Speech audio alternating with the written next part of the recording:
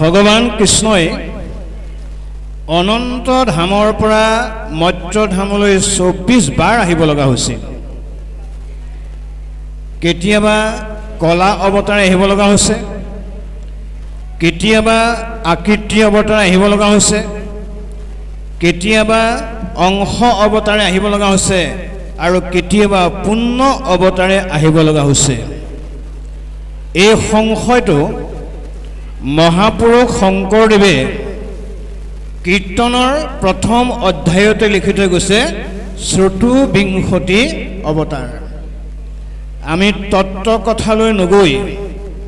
ভগৱন্তই যে 24 বাৰ অৱতাৰ ধাৰণ কৰিছিল, ইয়াৰ আজি জ্বলন্ত উদাহৰণ ভাগৱত 3য় স্কন্ধ কপিল দেৱহূতিৰ উপাখ্যান। যে ভগৱন্তই কেতিয়াবা ভক্তৰ মনৰ বাঞ্ছা পূৰ্ণ কৰিবলৈ আহোঁতে তেওঁ কেতিয়াবা কলা অৱতাৰ ধাৰণ কৰিব লগা হৈছে, কেতিয়াবা আকৃতি অৱতাৰ ধাৰণ কৰি। এতিয়া আমাক মহাপুৰুষ মাধৱদেৱে বুজাইছে, হে জগতৰ জীৱশ্ৰেষ্ঠ মানৱ, তোমালোকে যদি সঁচাকৈ যাৰ পৰা সৃষ্টি হৈছে সেইজনক যদি পূজা কৰা, তেনেহ'লে আকৃতিক পূজা কৰিব নালাগে বুলি মহাপুৰুষ মাধৱদেৱে জয় জয়তে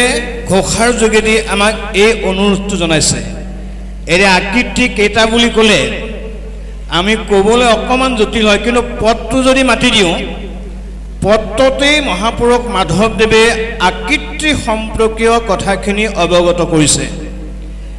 আকৃতি কেইটা আমাৰ মহাপুৰুষ মাধৱদেৱে বুজাইছে। 10টা আকৃতিৰ সৃষ্টি হৈছিল। ভগৱন্ত প্ৰভুৱে কৈছে, যদি মূলৰজনক আপুনি চিনি পায় বা মূলৰজনক পূজা কৰে, তেনেহ'লে আকৃতিক আমি পূজা কৰিব নালাগে। এতিয়া আমি যিটো বিষয়ৰ ওপৰত আলোচনা কৰিছোঁ, এইটো ভগৱন্ত প্ৰভুৱে নিজে নাহি তেওঁ কলাৰূপে এগৰাকী মাতৃৰ গৰ্ভস্থিতি হৈ জগতৰ কল্যাণ সাধন কৰিব পৰাকৈ প্ৰাঞ্জল ভাষাৰে আজি ভাগৱতৰ কথা দুই এটা আমাক বুজাব গৈছে। এতিয়া বুজাইছে, হে মা মনত ৰাখিবা, জীৱবিলাকৰ কিন্তু মৃত্যু নাই। একদম চমুকৈ কথাটো যদি বুজি পাওঁ, জীৱৰ মৃত্যু নাই। জীৱই স্থানান্তৰ কৰ্মৰ ফলে জীৱবিলাকে গতি কৰিব, কিন্তু জীৱটোৰ কোনো কাৰণত মৃত্যু নাই। এতিয়া মৃত্যু কাৰ আছে? ভাগৱতে কৈছে যে মৃত্যু আছে দেহৰ, ভগ্ন আছে দেহৰ, জীৱৰ কোনো কাৰণত ভগ্ন নাই। সেইকাৰণে আমিও ভগৱন্তৰ কৃপা পাবলৈ হ'লে আমি দেহটো আমি যেনেকৈ সৃষ্টি ভগৱন্তে নকৰক কিয়, আমি দেহটো সদায় একেদৰে ৰাখিব নোৱাৰিম। দেহৰ স্থানান্তৰ গতি আছে, কিন্তু জীৱৰ গতি নাই। এতিয়া জীৱটো কি হৈ যায় এদিন? যি জীৱই যুগ ধৰ্মক মান্যতা কৰে, যি জীৱই ভগৱন্তৰ নাম লয়, যি জীৱই পিতৃ মাতৃক শ্ৰদ্ধা কৰে, যি জীৱই কনিষ্ঠক মৰম কৰে, আৰু যি জীৱই সকলোকে আত্মজ্ঞান কৰিব পাৰে, সেই জীৱটো কিন্তু জীৱন্ততে আত্মা হৈ থাকে। এইকাৰণে জীৱৰ গতি আছে মা, জীৱৰ কিন্তু অধোগতি নাই। সেইকাৰণে আমিও ভগৱন্তৰ কৃপা পাবলৈ হ'লে আমি জীৱই জীৱক চিনি পাবলৈ শিকিব লাগিব। আমি জীৱই জীৱক যেতিয়ালৈকে নমস্কাৰ নকৰিম, জীৱই জীৱক যেতিয়া কেতিয়ালৈকে সেৱা নকৰিম, আপুনি নেদেখাজনক সেৱা কৰিব পাৰিব, কিন্তু জীৱই গতি লাভ কৰিব নোৱাৰিব। সেইকাৰণে আমি এই যে আজি আমি নামঘৰলৈ আহিছোঁ, আমাৰ বহুতেই ধাৰণা হয় যে নামঘৰত গৈ পেলাই ভকতক কিয় সেৱা কৰিব লাগে, বা ভকত সেৱাটো নকৰিলে আমাৰ কি ক্ষতি হয়, প্ৰশ্ন থাকিব পাৰে আমাৰ। ভাগৱতে তাক আঁতৰ কৰিব বিচাৰিছে। তোমালোকে বুজা মোৰ কথা। এতিয়া ভাগৱতে কি কৈছে? মোৰ ভকতক দেখি কৰে নমস্কাৰ, দহে কোটি কোটি পাপ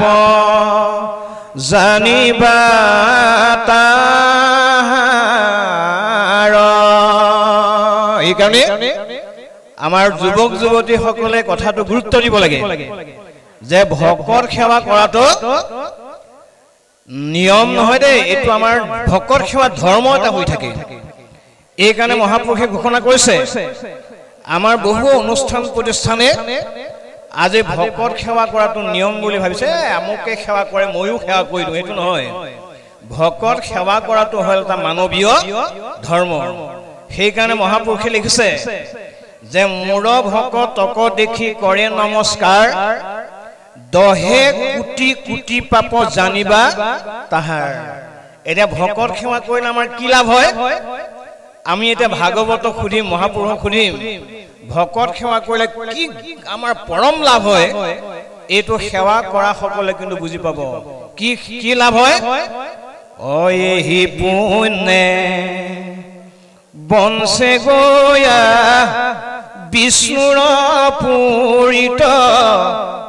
পৰম আনন্দে থাকে মাধৱৰ সহিত। এইকাৰণে আমি জীৱই আত্মাৰ পৰিচয় হ'বলৈ হ'লে আমি নেদেখা জনতকৈও দেখা জনক নমস্কাৰ, সেৱা, ভক্তি, শ্ৰদ্ধা এয়া কৰিবলৈ আমি শিকিব লাগে। সেইকাৰণে কপিলে কৈছে মা, জীৱই আত্মাত লীন যাবলৈ হ'লে, জীৱই পৰম প্ৰভু ভগৱন্তৰ সান্নিধ্য পাবলৈ হ'লে দেখা জনকে মই বুলি সেৱা কৰিব লাগিব। এয়া হ'ল ভগৱন্তৰ দিয়া সিদ্ধান্ত। সেইকাৰণে আমি নেদেখা জনক ভাল পোৱাৰ আগত দেখা জনক ভাল পাবলৈ শিকিব লাগিব। নেদেখা জনক ভক্তি কৰাৰ আগত আমি দেখা জনক ভক্তি কৰিবলৈ শিকিব লাগিব। এইটো হ'ল ভাগৱতৰ নিয়ম। সেইকাৰণে কপিলে কৈছে মা, যিজনে মানুহকে প্ৰমুখ কৰি জীৱ জগতৰ অন্যান্য জীৱক হিংসা কৰি মোক পূজা কৰে,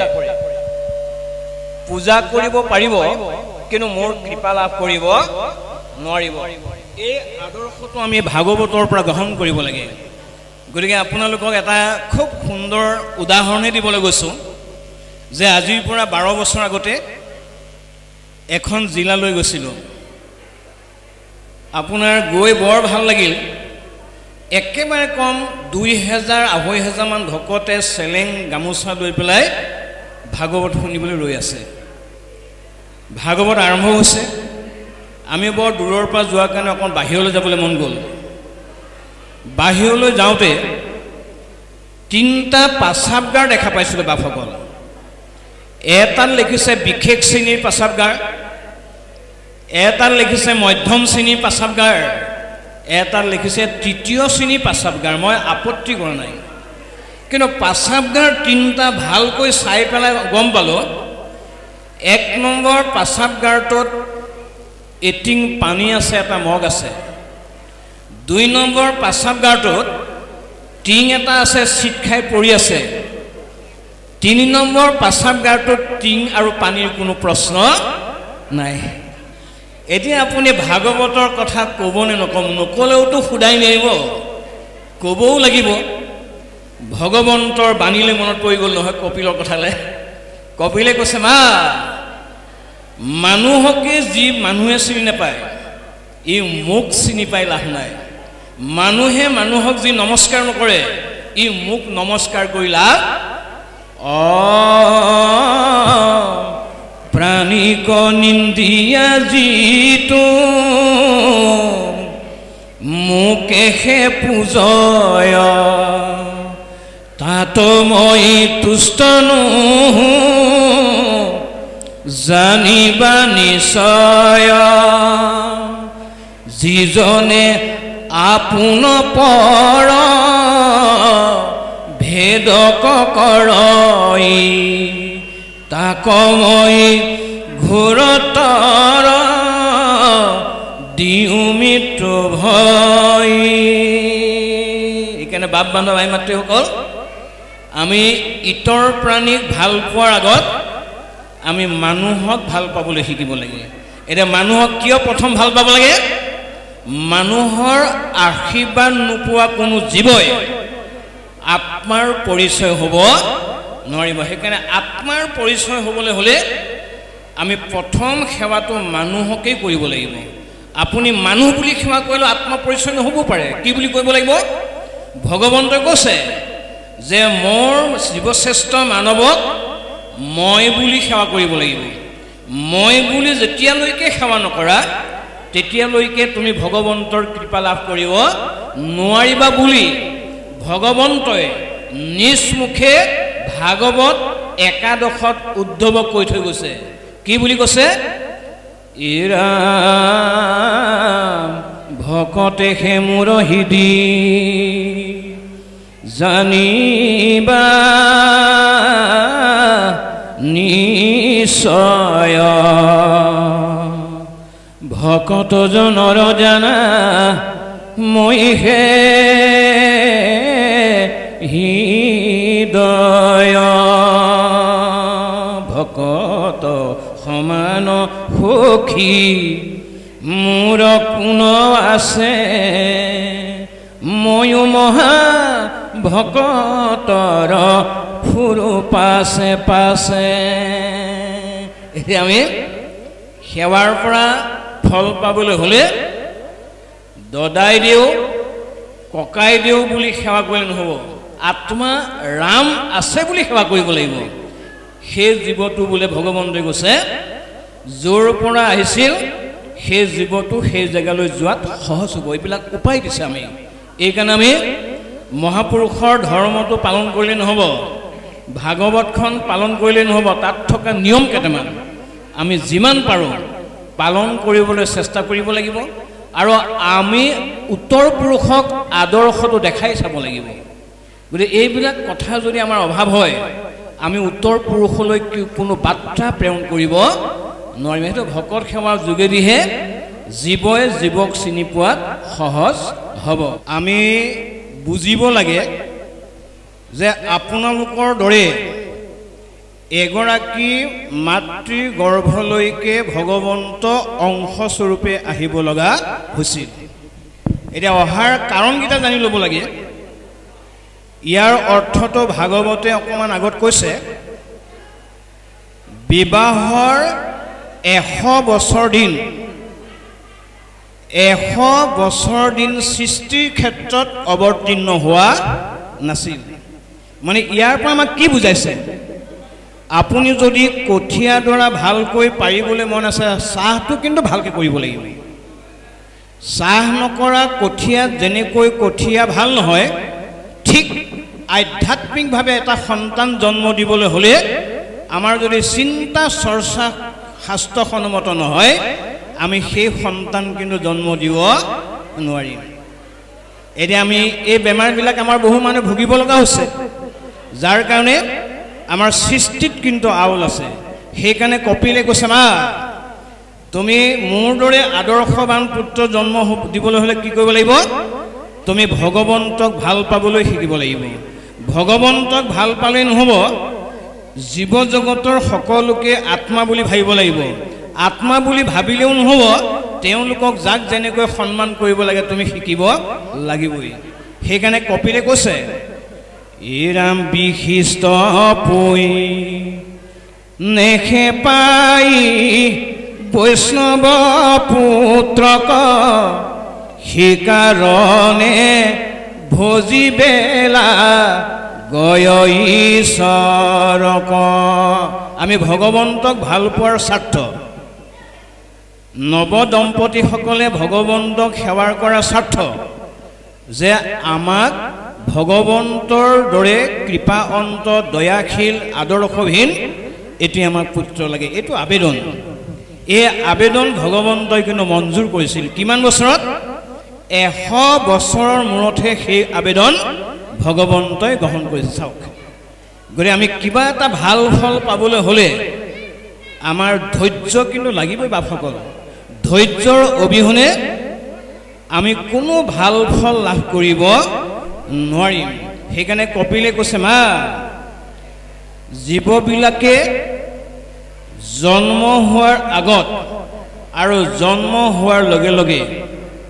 এতিয়া আপোনালোকে অনুভৱ কৰিবচোন দেই জীৱবিলাকে 5 মাহলৈকে গৰ্ভত স্থিতি হওঁতে 5 মাহলৈকে মুভিং কৰি থাকে ঘূৰি থাকে 5 মাহৰ অন্তত জীৱবিলাক গৈ এটা জেগাত বন্দী হয় আৰু বন্দী হোৱা জেগাটোক আমাৰ বিজ্ঞানে কৈছে জৰায়ু আৰু ভাগৱতে কৈছে এটা খুব গোপন জেগাত গৈ জীৱটো গৈ তাত স্থিতি হয় আৰু হোৱাৰ লগে লগে মাতৃৰ আপ্ৰায়নী বুলি এডাল নলীৰে খাদ্য নলীৰ লগত জীৱটো এটা সম্পৰ্ক থাকে এই যে 5 মাহৰ লগে লগে জীৱটোৱে খাদ্য নলীৰ লগত সম্পৰ্ক ৰাখে আজিও আমাৰ গাঁৱত চলি আছে আমাৰ সমাজত চলি আছে পঞ্চামৃত মনত ৰাখিব এই পঞ্চামৃত খুৱাওঁতে আপুনি যদি দিন বাৰ নক্ষত্ৰ চাই পেলাই খুৱাইছে আপোনাক কিন্তু পুত্ৰই খুদাই নাই মনত ৰাখিব এইটো বৰ পুত্ৰ জ্বালা হৈ আছে 3 5 15 150 দিন হোৱাৰ লগে লগে এটা জেগালৈ গৈ পেলাই কইনা বা সন্তানটিয়ে খোৱাৰ লগত মাতৃৰ লগত এটা সম্পৰ্ক ৰাখে আৰু তেতিয়া আমাৰ গাঁও সমাজে কি কৰে পঞ্চামৃত বুলি কৈ আহাৰ খুৱায় এটা পঞ্চামৃত কেনে খুৱাব লাগে আমাৰ ভাগৱতে লিখিছে দধি দুগ্ধ ঘিত মধু সমান শৰ্কৰা মানে হ'ল চেনি এই 5টা সেইদিনাখন আহাৰ খুৱাব লাগিছিল যদি সেই আহাৰ আপুনি নুখুৱায় বা খুৱাৰ পাছত যদি তামসিক বা ৰাজসিক আহাৰ খুৱালে আপোনাক কি ব্যৱহাৰ কৰিব জানে ইৰাম পুখিবনো আৰু বুঢ়া খাইতে মাত্ৰ চাখ এভুকি কাৰণে বুঢ়া মৰিয়া নাযাখ আপুনি সেই অধিকাৰীটো গ্ৰহণ কৰিছে নেকি যে আপোনাক পুত্ৰ কইনাই তেনে ব্যৱহাৰ কৰিছে নেকি যদি কৰিছে মনত ৰাখক আহাৰটো আমাৰ খুওৱা হোৱা নাই এইবিলাক বেমাৰ বা এই বেমাৰবিলাক মানে আঁতৰ কৰিবলৈ কি কৈছে তুমি ভাগৱতৰ কথাখিনি শুনা সেইকাৰণে কপিলে কৈছে মা আপুনি 5 মাহত মোক যিটো খুৱাইছিলে কি অজলা টেঙা লুণ খাৰৱা দি কৰি মাৱে খাই যত্ৰ যত্ৰ তাৰ ৰস যাই শৰীৰ পৰই মূৰ্ছা যাওঁ সেই নয় এতিয়া বোলে জন্ম হোৱাৰ লগে লগে কাণখন কলা হৈ আহিছে জন্ম হোৱাৰ লগে লগে জিভাখন চুটি হৈ আহিছে জন্ম হোৱাৰ লগে লগে বিকলংগ হৈ আহিছে আপুনি সেই নিষ্পাপ শিশুটোক দুখ দি লাভ নাই তাক যদি জন্মৰ ৰহস্যটো আমি ভেদ কৰিব নোৱাৰিলোঁ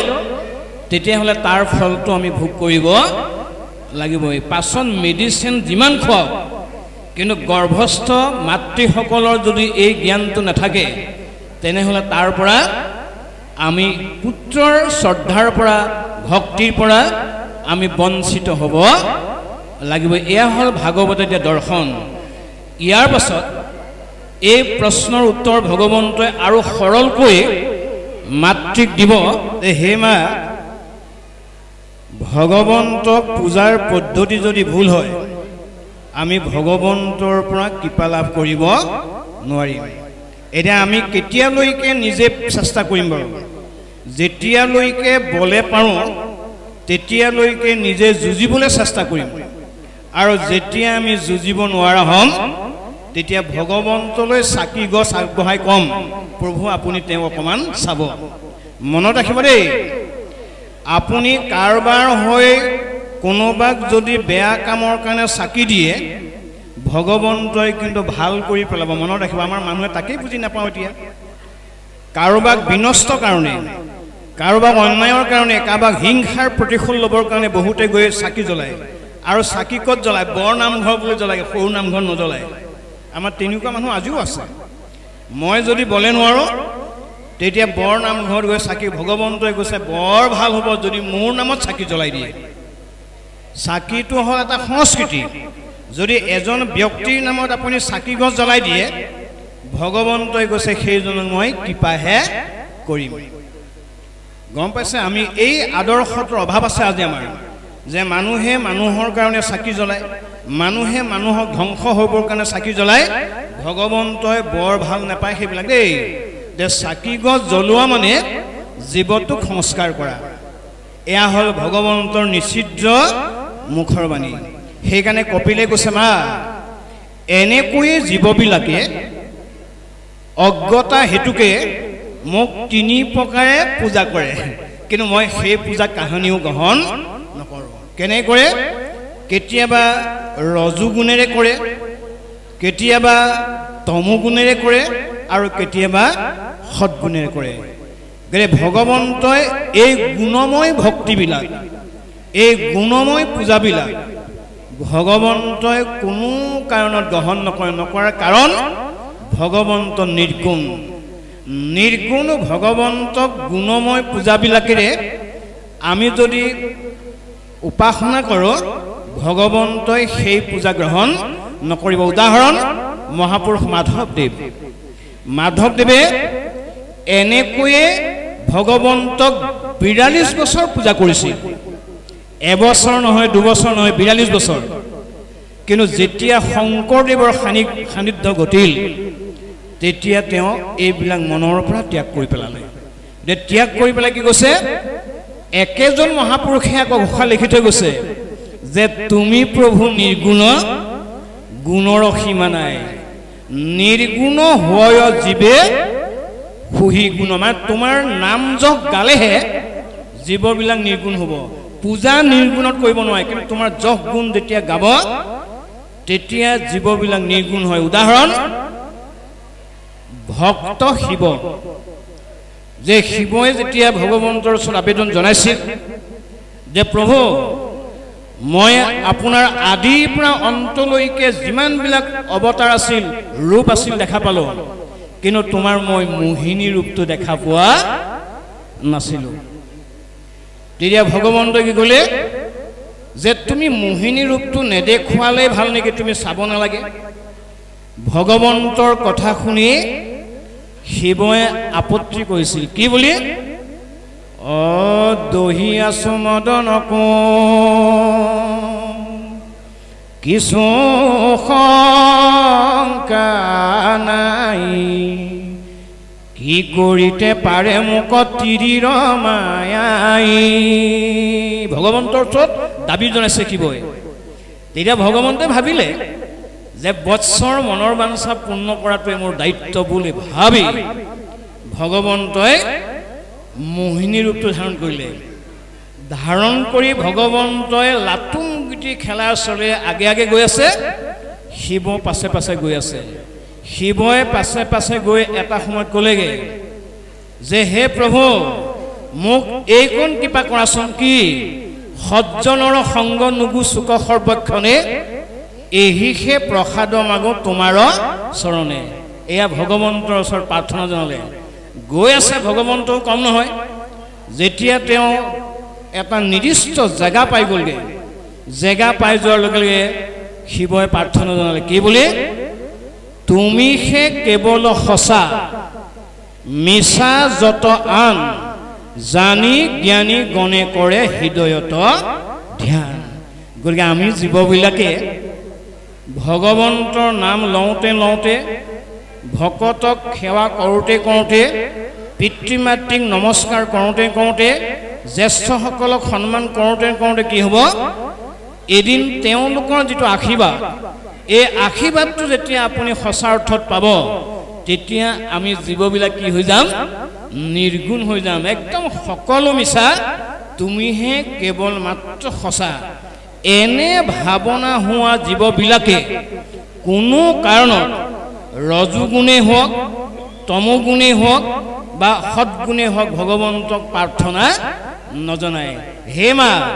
এই কথাটো তোমাক মই বুজাই দিলোঁ তুমি বুজি পেলাই বাস্তৱ জগতত পালন কৰাটোৱে তোমাৰ ধৰ্ম হ'ব জানি থোৱাটো কেতিয়াও ধৰ্ম হ'ব নোৱাৰে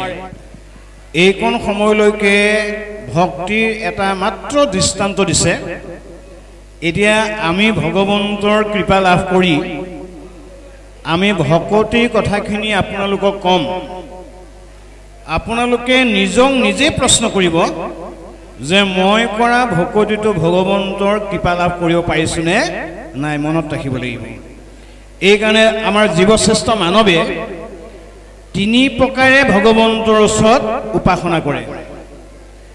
এই তিনি প্ৰকাৰ ভগৱন্তৰ ওচৰত যদি উপাসনা কৰে এয়া কিন্তু ভগৱন্তই কেতিয়াও গ্ৰহণ কৰিব নোৱাৰিব এতিয়া মই প্ৰথম তম গুণৰ কথাটো কৈছো যে জীৱশ্ৰেষ্ঠ মানৱে তম গুণেৰে ভগৱন্তক কেনেকৈ উপাসনা কৰে ৰস গুণেৰে কেনেকৈ উপাসনা কৰে আৰু সৎ গুণেৰে ভগৱন্তক কেনেকৈ উপাসনা কৰে এতিয়া উদাহৰণ কেইটামান নিদিলে আমাৰ গাত কোনটো বেমাৰ আছে আমি বেমাৰটো ধৰিব পৰা নাযাব এই কাৰণে ভগৱন্তই কৈছে ইৰা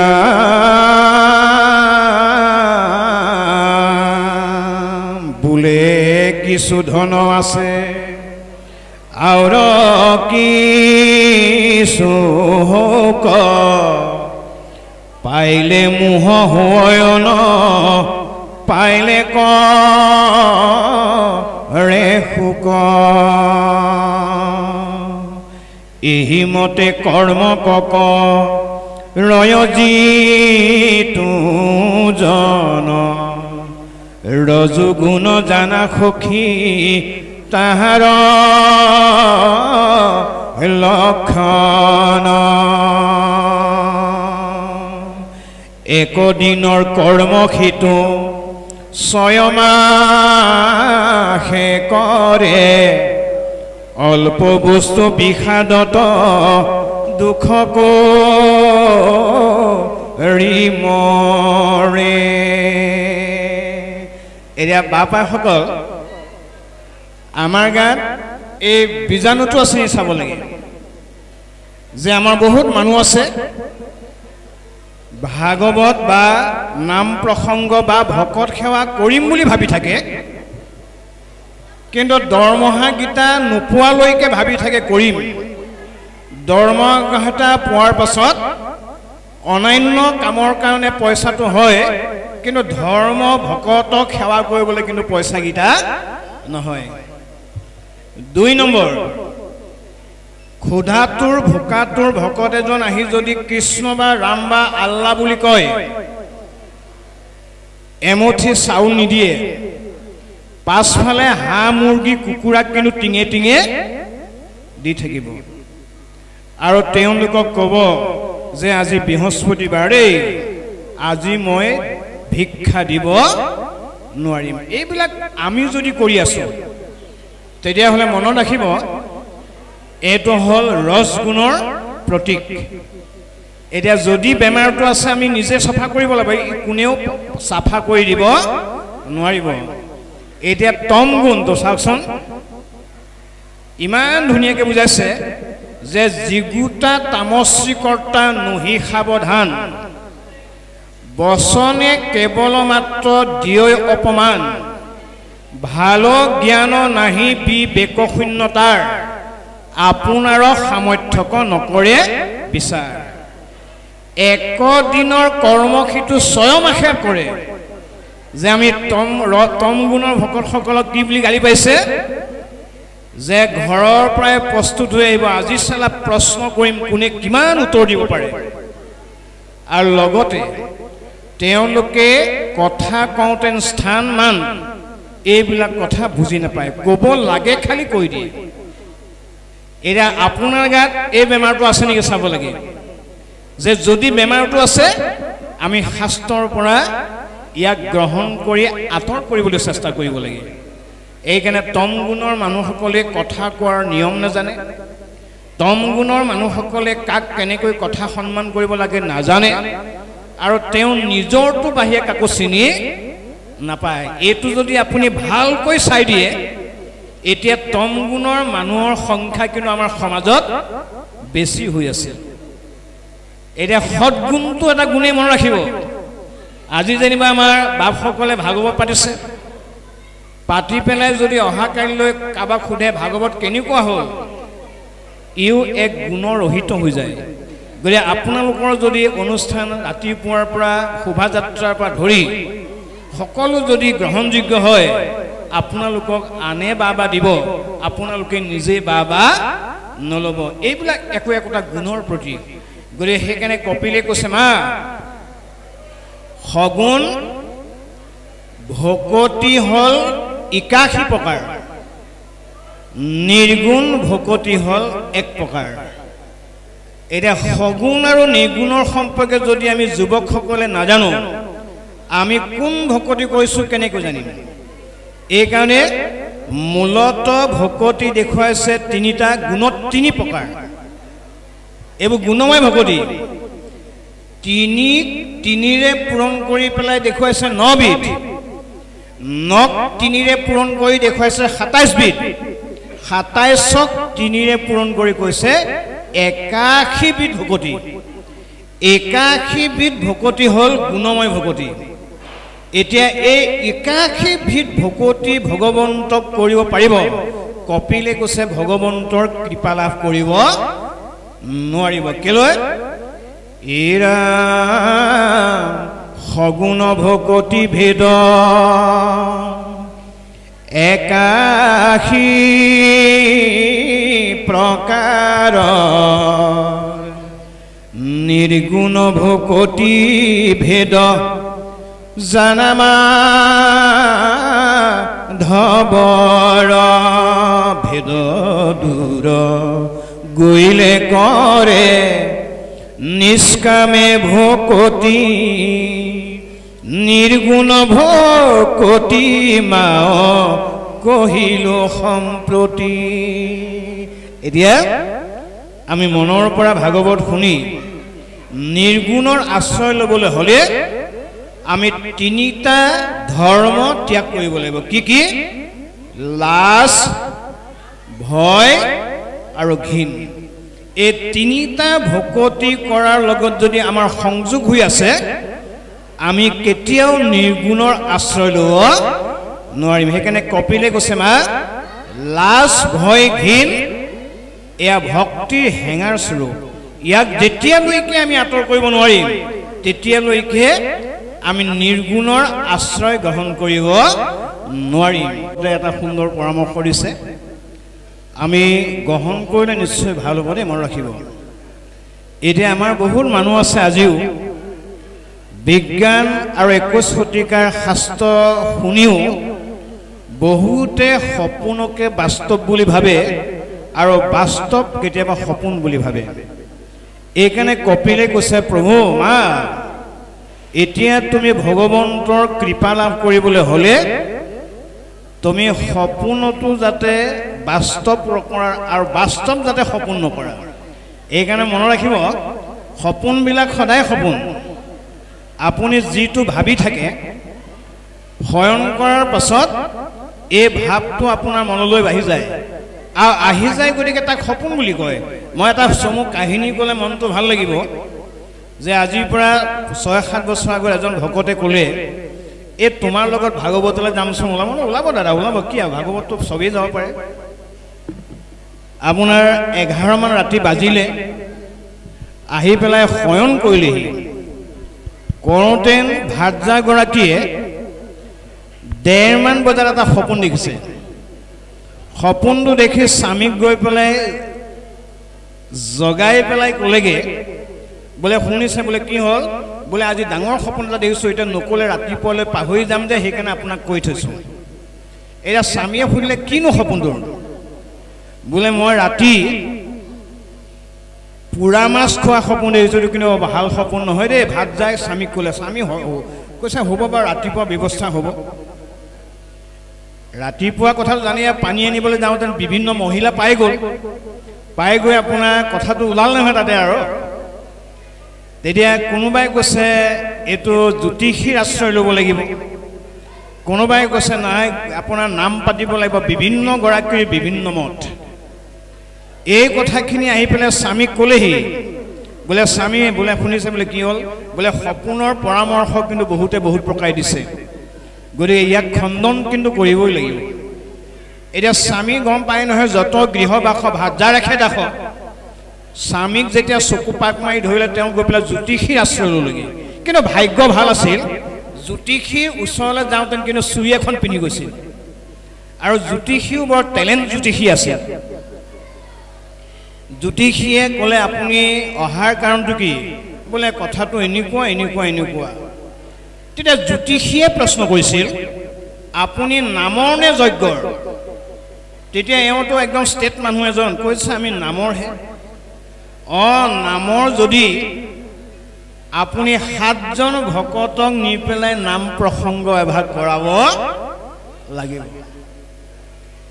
এই যে 7 জন ভকতৰ মাজত আমিও আছো নহয় বাপসকল কিন্তু গৈ পেলাই দেখা পালো তেওঁ গাড়ী আছে 3খন মানুহ মাতিছে 7 জন মোৰ অকমান খেলিমিলি লাগিলে নহয় তো ইমান অৰ্থ থকা ভকতজনে 7 জন কিয় মাতিব একদম 7 জনীয়া ছয় মাজৰজন নাম গাইছে 3-3-7 কৰিছে তেওঁ বহা নাই আকৌ মানে বহিলে আপোনাৰ উল্টা হৈ যাব কাৰণ জ্যোতিষী নিয়ম আছে তেওঁ নবহা দেখি মোৰ সন্দেহ হ'ল বহা নাই কিয় একো কোৱা নাই নাম প্ৰসংগ হ'ল পাঠ হ'ল হোৱাৰ পাছত যেতিয়া বাহিৰলৈ গ'লো এজন দৌৰি পেলাই মোক লগ কৰিছে বোলে কি হ'ল বাপ বোলে কি সভা খালে জানে বোলে কি হৱা বোলে ভাতজাগৰাকী এনেকুৱা সপোন দেখিছিলে স্বামীয়ে মানে জ্যোতিষী আশ্ৰয় ল'লে জ্যোতিষীৰ সিদ্ধান্ত মতে এতিয়া নাম প্ৰসংগ পাতিছে চাওক ভাগৱতে শুনে ভকতৰ সহযোগলৈকে যায় কিন্তু জ্যোতিষীক গুৰুত্ব দিয়া ভকত আমাৰ মাজত আজিও কিন্তু বিদিত মনত ৰাখিব এইকাৰণে ভগৱান কৃষ্ণই কৈছে আৰু 3য় স্কন্ধ ভাগৱতত সুন্দৰকৈ লিখিছে যে ভগৱন্তৰ কৃপা হ'লে ভাগ্যও উল্টা হৈ যাব পাৰে ভগৱন্তহে ভাগ্য লেখে সেইকাৰণে ভগৱন্তই আমাৰ মাতৃ গৰ্ভত আমাক লিপিবদ্ধ কৰে গতিকে ভগৱন্তৰ নামটো হ'ল বিধাতা আমি জন্মৰ পৰা মৃত্যুলৈকে কি হ'ব লাগিব কাৰ লগত বিবাহ হ'ব লাগিব কোন কেনেকৈ সতি সন্তান ৰূপে আহিব এইবিলাক ভগৱন্তই গৰ্ভতে লিখি দিয়াৰ কাৰণে ভগৱন্তৰ অন্য এটা নাম হ'ল বিধাতা সেইকাৰণে বাপ বান্ধৱ মাতৃসকলক যিজনক আমি ভাল পাওঁ তেওঁ নাম যিয়ে নহওক কিয় আপুনি যদি সঁচাৰ্থত ভাল পায় ভগৱন্তই ঘোষণা কৰিছে কি বুলি মাধৱৰ মায়াক কমনে পাৱে অন্ত অসহ্য দৰিদ্ৰ হৈ দুখী ধনবন্ত স্বৰ্গীয় নৰকী নাৰকীও স্বৰ্গে যায় সৰ্বকালে সুখ দুখ একো স্থানে নাই সেইকাৰণে ভকত বৈষ্ণৱ সাধু মহন্ত সকলে আমি ভগৱন্তক বেলেগে বেলেগে পূজা কৰিব নালাগে ভগৱন্তক পূজা কৰিলে বিধিলিপি ভগৱন্তই কাক কি কৈছে আমাৰ প্ৰয়োজন নাই কিন্তু আমি ভগৱন্তক ভাল পাবলৈ শিকিব লাগিব গতিকে সেইকাৰণে আমি যাতে ভাগৱত শুনি ভাগৱতৰ দৰ্শনটো বুজি আমি যাতে আকৌ এখন ভাগ্যৰ সম্পৰ্কীয় নিৰ্ণয় কৰিবৰ কাৰণে আনলৈ যাব নালাগে এইটো কিন্তু ভাগৱতে আমাক নিষিদ্ধ কৰিছে গতিকে আমাৰ বহুত মানুহ তেনেকুৱা আছে ভাগৱত শুনে ভগৱন্তই লিখি দিছে বুলিও জানে তথাপিতো জ্যোতিষীৰ আশ্ৰয় লোৱা মানুহ আজি পৰ্যন্তলৈকে আমাৰ মাজৰ পাতৰ হোৱা নাই এইটো ভগৱন্তই কৈছে নাই নাই তোমালোকে মোক যদি ভাল পোৱা মই তোমাৰ ভাগ্য চক্ৰ উল্টা কৰিম এইটো মোৰ হাতত আছে পাৱাৰটো গতিকে যিজনৰ হাতত পাৱাৰটোৱে আছে তেওঁকে যদি আমি ভাল পাওঁ তেনেহ'লে আমি অন্যক সন্মান জনোৱাৰ কোনো প্ৰয়োজন নাই এইখিনি কপিলে এইকণ সময়লৈকে ক'লে এতিয়া কপিলে কৈছে মা মোক যদি পাবলৈ মন আছে তুমি 4টা কৰ্ম ত্যাগ কৰিব লাগিব এতিয়া যদি আমি সঁচাকৈ ভগৱন্তক ভাল পাইছোঁ আমি 4টা কৰ্ম সদায় আঁতৰত ৰাখিলেহে ভগৱন্তই আমাক কৃপা কৰিব কি কি বুলি কৈছে জ্ঞান কৰ্মে তীৰ্থে ব্ৰতে নকৰিবা মন সুদৃঢ় বিশ্বাসে লৈও মুতেখে শৰণ মানে আপুনি আমি ভগৱন্তক পাবলৈ হ'লে দৃঢ় হ'লে নহ'ব, আমি সুদৃঢ় হ'ব লাগিব। দৃঢ়টো অহৰ্নিশে আমাৰ মনলৈ থাকিব লাগিব। এতিয়া আমি 4টা কৰ্ম ত্যাগ কৰিব লাগিব। জ্ঞান আৰু কৰ্ম মনত ৰাখিব। কিয় ত্যাগ কৰিব লাগে? আমাৰ মহাপুৰুষ ভগৱন্তক সুধিব লাগিব, নহ'লে আমি তাৰ উত্তৰটো নাপাম। ভগৱন্তৰ লগত উদ্ধৱ মহন্ত 120 বছৰ আছিল। যোৱাৰ সময়ত ভগৱন্তে ঈশ্বৰক পাবৰ কাৰণে 3টা পথ দেখাই দিছে। এটা জ্ঞানপথ, এটা কৰ্মপথ আৰু এটা ভক্তিপথ। এতিয়া উদ্ধৱৰ প্ৰশ্ন, 3টা ৰাস্তা কেতিয়াও হ'ব নোৱাৰে, তুমি খাটাং ৰাস্তাটো মোক দি থৈ যাব লাগে। তেতিয়া ভগৱন্তে কৈছে, অৰাম জ্ঞান কৰ্ম ভকতিৰ কহিলো ভেদ, ভকতি পৰম পন্থ দিলো পৰিছে। এতিয়া ভগৱন্তক পাবৰ কাৰণে আমি কিন্তু ৰাস্তাদি যাব লাগিব? আমি ভক্তি মাৰ্গটোৱেদি যাব লাগিব। সেইকাৰণে আমি ভক্তি মাৰ্গৰে গ'লে, ভক্তি মাৰ্গ জীৱবিলাকে মুক্তিক বাঞ্ছা নকৰে। মুক্তি আমাক মহাপুৰুষে দেখাইছে, আমাৰ বাপে পঢ়ি গৈছে। মুক্তি আমাৰ কাৰণে 5 বিধ মুক্তি কৰি থৈছে। শালৈক্য, সাজুৰ্য, সামীপ্য, সাৰূপ্য, বানবা, নিৰ্বাণ। আমাক বুজাব গৈছে কপিলে যে ভক্তি অনুকূলে 5 বিধ মুক্তি ভগৱন্তই দিবই। মুক্তি হ'ল গতিৰে, মনত ৰাখিব। আমি এটা জেগাত পাবৰ কাৰণে এইটো এটা আমাৰ চেষ্টাহে, কিন্তু আমি পৰম গতি পাবলৈ হ'লে আমাৰ মহাপুৰুষ মাধৱদেৱে কোৱাৰ দৰে তোমালোকে মুক্তিকো কিন্তু বাঞ্ছা নকৰিবা। যে মুক্তিক বাঞ্ছা নকৰা জীৱবিলাকক ভগৱন্তই এটা ইমান ওপৰ স্তৰলৈ যায়, যিটো স্তৰলৈ গ'লে জীৱবিলাক আকৌ ঘূৰি আহিবৰ কোনো সুবিধা নাথাকে। গতিকে আমি সেইকাৰণে মুক্তিকো বাদ দি আমি ভক্তিৰ আশ্ৰয় ল'ব লাগিব। ইয়াত যে আজি আমি সমবেত হৈছোঁ, ইয়াত আমি 3 প্ৰকাৰে মুক্তি পাম। আমি আজি যিসকলৰ আক্ষৰিক জ্ঞান আছে তেওঁলোকে পঢ়িব লাগিব, আৰু যিসকলৰ শ্ৰৱণ জ্ঞান আছে তেওঁলোকে শুনিব লাগিব, আৰু যিসকলে শ্ৰৱণ জ্ঞান নাই, আক্ষৰিক জ্ঞান নাই, তেওঁলোকেও কিন্তু মুক্তি পাব যদিহে শুনি পেলাই আনন্দ উপলব্ধি কৰিব পাৰে। এই ৰাম জীৱা কহে, জীৱা শুনে, জীৱা আনন্দিত, তিনিও সমান ফল শাস্ত্ৰৰ বিধি। এতিয়া ভাগৱতে কৈছে যে ভাগৱতৰ পৰা কৃপা পাবলৈ হ'লে আমি 3টা প্ৰকাৰ, এক প্ৰকাৰ হ'লেও কিন্তু গ্ৰহণ কৰিব লাগিব। হয় আপুনি ক'ব লাগিব, নহয় শুনিব লাগিব, আৰু নহয় আনন্দ কৰিব লাগিব। এই 3 প্ৰকাৰে ফল কিন্তু ভগৱন্তই আমাক দিবই। সেইকাৰণে এই ভকতসকলে কৰ্ম কৰে কিন্তু মুক্তি বাঞ্ছা নকৰে, কৰ্ম কৰে কিন্তু ফল বাঞ্ছা নকৰে। সেইকাৰণে ভগৱন্তই আমাক বা আপোনালোকক কোনো কাৰণত ত্যাগ বা এৰি থৈ যাব নোৱাৰে। এইটো হ'ল ভাগৱতে দিয়া দৰ্শন। গতিকে সেইকাৰণে আমি ভগৱন্তৰ কৃপা লাভ কৰিবলৈ হ'লে মুক্তিটো জানি থোৱাটো ভাল, কিন্তু মুক্তিক কামনা কৰি পেলাই ভক্তি কৰিব আমি নালাগে। ভগৱন্তই তেতিয়াহে আমাক বেয়া পাব। এই যে ৰাতিপুৱা আপোনালোক ইয়ালৈ আহিছে, ৰাতিপুৱাৰ পৰা যে আমি ইয়াত সকলো আছোঁ, এইটো নম্বৰ সকলোৱে সমান নম্বৰ নাপায় দেই, মনত ৰাখিব। আকৌ মানে যোৱালৈকে নম্বৰ ভগৱন্তই কিন্তু যোগ বিয়োগ কৰি থাকিব। যেতিয়ালৈকে ভাগৱত নাসামৰে, এসময়ত আপোনাৰ নম্বৰ বাঢ়ি গৈছে, আকৌ এটা সময়ত নম্বৰ কমি যাব, আকৌ এটা সময়ত বাঢ়ি যাব, এটা সময় মানে ইলেকশ্যনৰ ৰিজাল্টৰ নিচিনা আমাৰ মুক্তিটো মানে ভক্তিটো তেনেকুৱা এটা সময়ত বাঢ়ি বাঢ়ি গৈ থাকিব এটা সময়ত কমি কমি গৈ থাকিব এতিয়া কমি কা যাব মই পৰ এটা মাতিলেহে ভাল লাগিব শুনিবি হৰিৰ কীৰ্তনৰ সময়ত যিজনে থাকে অন্য কথা পাতি অন্তেক সময়ে যম দুতে ধৰি দিবে তাক উগ্ৰ শাস্তি মানে নম্বৰ তাতে কমি যাব আমাৰ যে ভগৱন্তৰ ক্ষেত্ৰত যদি আহি পেলাই গ্ৰাম্য কথা পাতে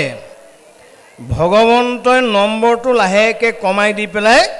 এটা শূন্য কৰি পেলাই ঘৰলৈ পঠাই দিব গৰে আমি সকলোৱে সমান নম্বৰ নাপাব পাৰো যদিহে ভাগৱতে কোৱাৰ দৰে আমি পালন কৰিব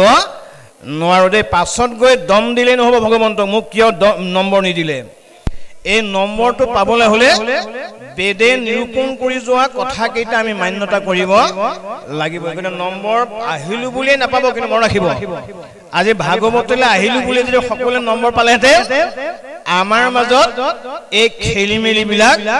আমাৰ মাজত হীনমন্যতা ভাববিলাক আমাৰ মাজত উচ্চ নিচ্চ ভাববিলাক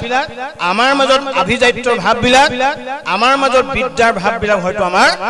নাহিলেহেঁতেন মানে আমি সকলোৱে ভাগৱতলৈ আহিলে সমান নম্বৰ নাপাব পাৰো যে হে মা তুমি মোৰ পৰা জানিব লগা দুটামান কথা বুজি লোৱা সমানত মৈত্ৰী উত্তমত শতকাৰ দৰিদ্ৰক দায়া কৰি বাহা বাৰম্বাৰ যে আমি কাৰ লগত কেনেকৈ কথা পাতিব লাগে এই কথা আমাক ভাগৱতে সিদ্ধান্ত দিছে যে সকলোৰে লগত আমি সকলো কথা পতাটো নিষিদ্ধ কৰিছে যে সমনীয়াসকলৰ লগত মিত্ৰতা প্ৰতিষ্ঠা কৰিব লাগে আৰু উত্তমজনক আমি নমস্কাৰ কৰিবলৈ শিকিব লাগে মানে জ্যেষ্ঠজনক আৰু দৰিদ্ৰসকলক পাৰিলে আমি দয়াৰ দৃষ্টিৰে চাব লাগে এতিয়া দৰিদ্ৰ কাক বোলে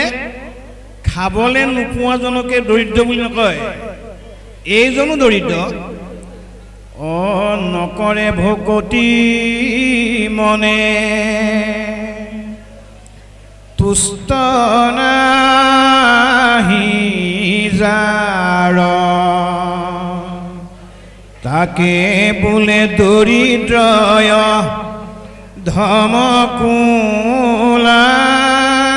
ধমকুলাংগাৰ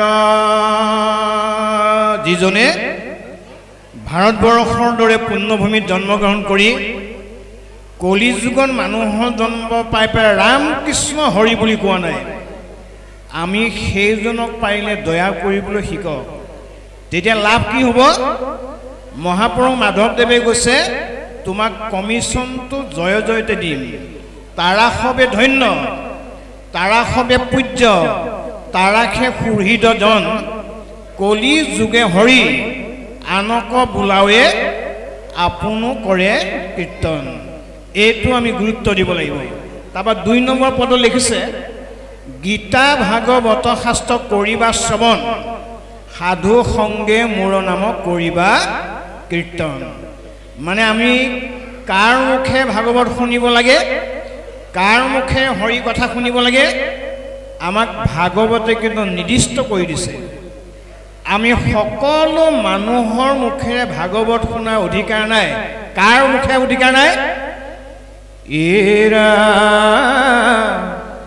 কৃষ্ণ কন ভজি মিছাই মাত্ৰ শাস্ত্ৰ পঢ়ে মহিনা শালিকা ভাতৰ যেন বাণীৰে কপতি বৈষ্ণৱ সিটো কহে নানামত দিনে ৰাত্ৰি পঢ়ে শুনে গীতা ভাগৱত গুপ্ত কৰি কৰে অন্য দেৱক পূজন নুহিকে বৈষ্ণৱ সিটো নুহি সাধুজন এতিয়া আমি যে সকলোৰে মুখে ভাগৱত শুনিবলৈ নিষিদ্ধ কৰিছে কিয় যিজনে ভগৱন্তকে বেয়া পায় যিজনে ভকতকে দেখিব নোৱাৰে সেইজনে যিমান সুৰ লগাই পঢ়িলেও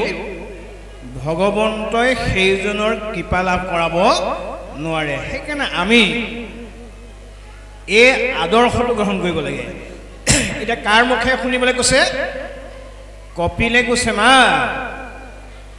তুমি সাধুৰ মুখেৰে শুনিবলৈ চেষ্টা কৰিবা। এতিয়া সাধু বুলি ক'লে কাক বুলিম? সৰ্ব ধৰ্ম তেজী যিটো মুকেশে ভজয়,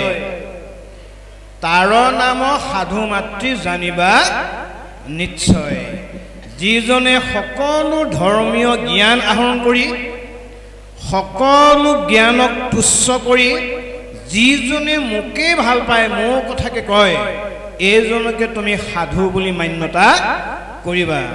আৰু সেইকাৰণে হয়তো মহাপুৰুষ মাধৱদেৱে লিখিছে এখন পকে যে সাধু সংগ অনুসৰা শ্ৰৱণ কীৰ্তন কৰা পৰিহৰা পাখণ্ড আচাৰ। আমি যদি এনেকুৱা মানুহৰ লগত বসবাস কৰোঁ, এনেকুৱা মানুহৰ লগত আমি যোগাসূত্ৰ কৰোঁ, তেতিয়া আমাক ভগৱন্তই অকণমান হ'লেও কৃপা কৰিব বুলি ভগৱন্তই অৰ্জুনক কৈছে যে স্বভাৱ এৰাইতে পাৰে কাহাৰ শকতি, দৈৱ বখে ঘটে যদি সাধুৰ সংগতি। গতিকে আমি ভাল উপদেশ পাবলৈ হ'লে ভাল মানুহৰ লগত আমি সম্পৰ্ক কৰিব লাগিব। যি মানুহে 24 ঘণ্টাৰ ভিতৰত এবাৰ কৃষ্ণ বুলি নকয়, 24 ঘণ্টাৰ ভিতৰত এডাল ধূপ নজ্বলায়, 24 ঘণ্টাৰ বাহিৰে গুৰু সেৱা নকৰে, 24 ঘণ্টা ভকত সেৱা নকৰে,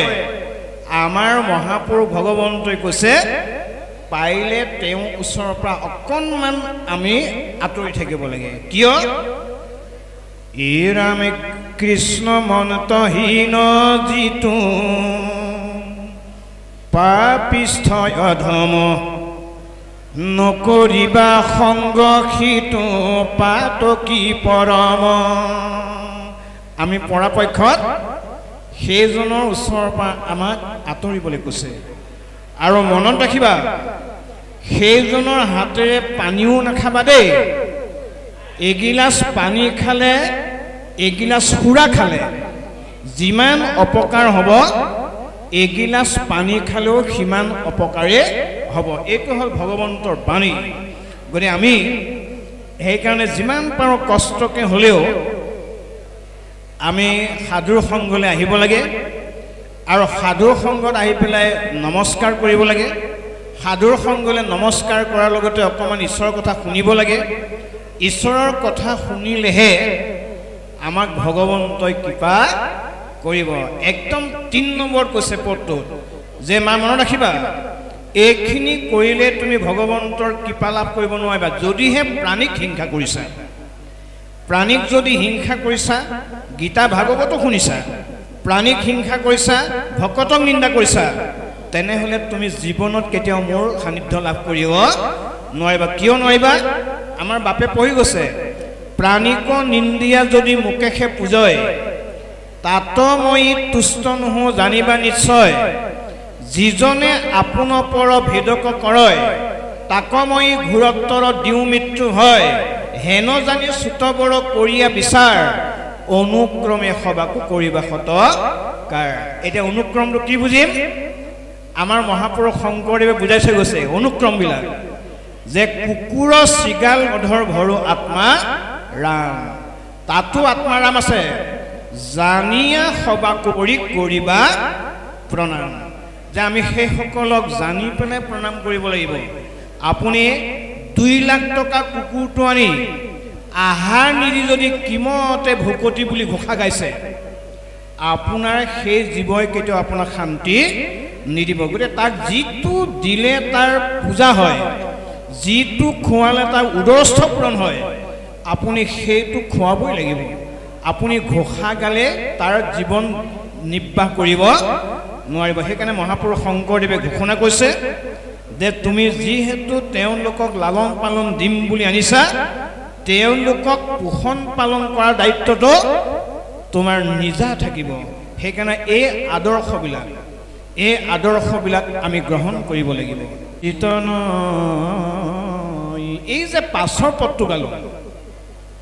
এইটো কেতিয়া খাটিব? যেতিয়া আমি প্ৰাণীক নিন্দা নকৰিম, প্ৰাণীক বধ নকৰিম, প্ৰাণীক অন্যায় নকৰিম, এই পাছৰ পদটোৱে তেতিয়াহে আমাক ক্ৰিয়া কৰিব। নহ'লে আমি গাই দিলেই নহ'ব বাপসকল মাতৃসকল যে শুনিবলৈ বৰ ভাল লাগে, বৰ ভাল লাগিছে বুলি ক'ব, কিন্তু তাৰ তত্ত্বত যদি আমি উপলব্ধি কৰিব নোৱাৰোঁ আমি গোৱা হ'ব, কিন্তু ভগৱন্তৰ কৃপা পোৱাটো নহ'ব। সেইকাৰণে আমাৰ 1ৰ পৰা দ্বাদশলৈকে 18,000 শ্লোকত প্ৰাণী হিংসা কৰিব লাগে বুলি ক'তো লিখি থৈ যোৱা নাই। আমি ভাগৱত ধৰ্ম পালন কৰি যদি প্ৰাণীকে হিংসা কৰোঁ তেতিয়াহ'লে ভগৱন্তৰ কৃপা কোন লাভ কৰি পাৰিম। সেইকাৰণে কপিলে কৈছে মা যিজনে আপোন পৰ ভেদক কৰে তাক মই ঘূৰতৰ দিওঁ মৃত্যু ভয়। গতিকে এই আদৰ্শবিলাক কোনোবাই পালন কৰা নকৰাটো আমাৰ প্ৰয়োজন নাই, আমি নিজে কিমান পালন কৰিছোঁ তাৰ ওপৰতহে ভগৱন্তই বিচাৰ এটা কৰিব। ই ৰাম বৈজ্ঞা উপেক্ষা দেখ নিন্দা পৰিহৰি তেবে মোক পুজিবে ক ভক্তি ভাৱ ধৰি অন্যথা পুজিলে মোক ফলক নাপায় স্বৰূপ কৰিয়া মই কহিলো হোৱা। ই ৰাম যিজনে আপোন পৰ ভেদক কৰয়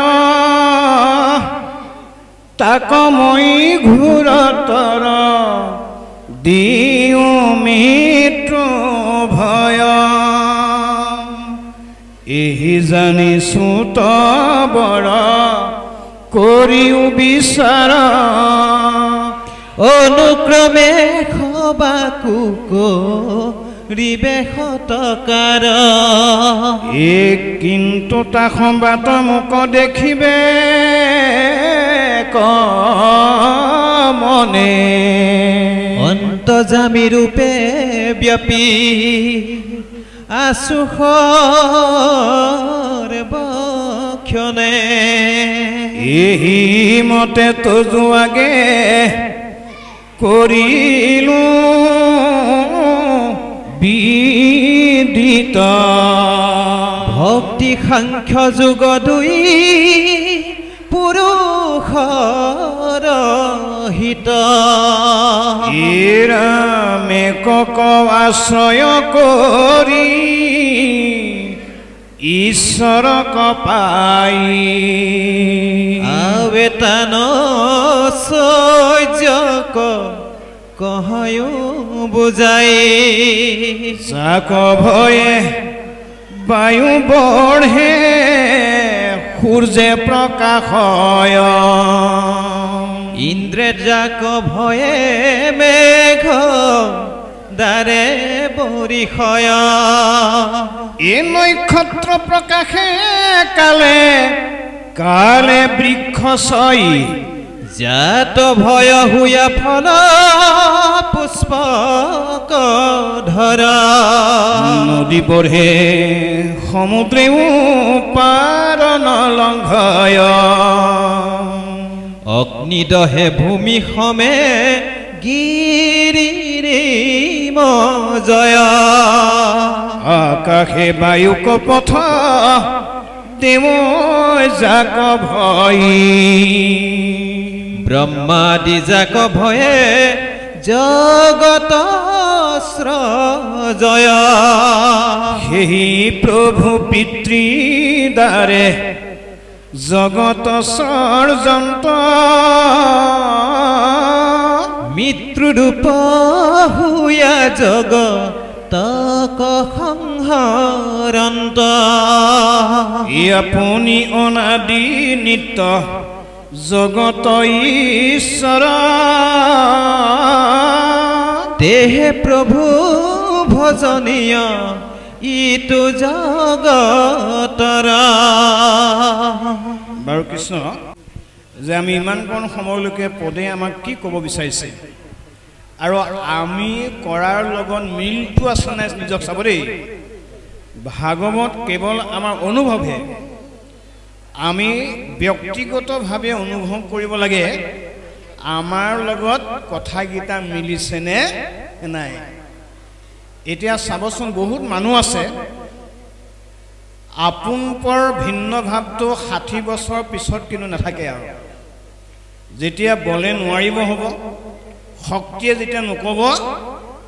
তেতিয়া কিন্তু আপোন পৰ নাই বুলি কৈ দিয়ে। এইটো ধৰ্ম নহয়, মনত ৰাখিব। মনত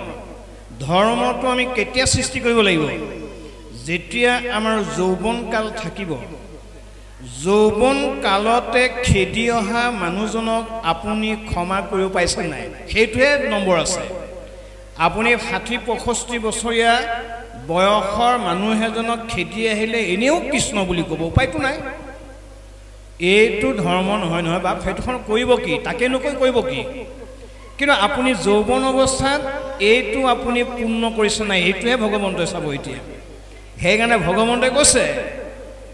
মন্দে চন্দে আহি যদি গৃহে পাৰে গালি। যদি আপোনাক যৌৱন অৱস্থাত যদি কোনোবাই হোৱাই নোহোৱাই গালি পাৰেহি, তাক যদি আপুনি ক্ষমা কৰি দিব পাৰিছে, সেইটোহে ক্ষমা বুলি কৈছে দেই। 70 বছৰ পাছত খেদি অহাজনক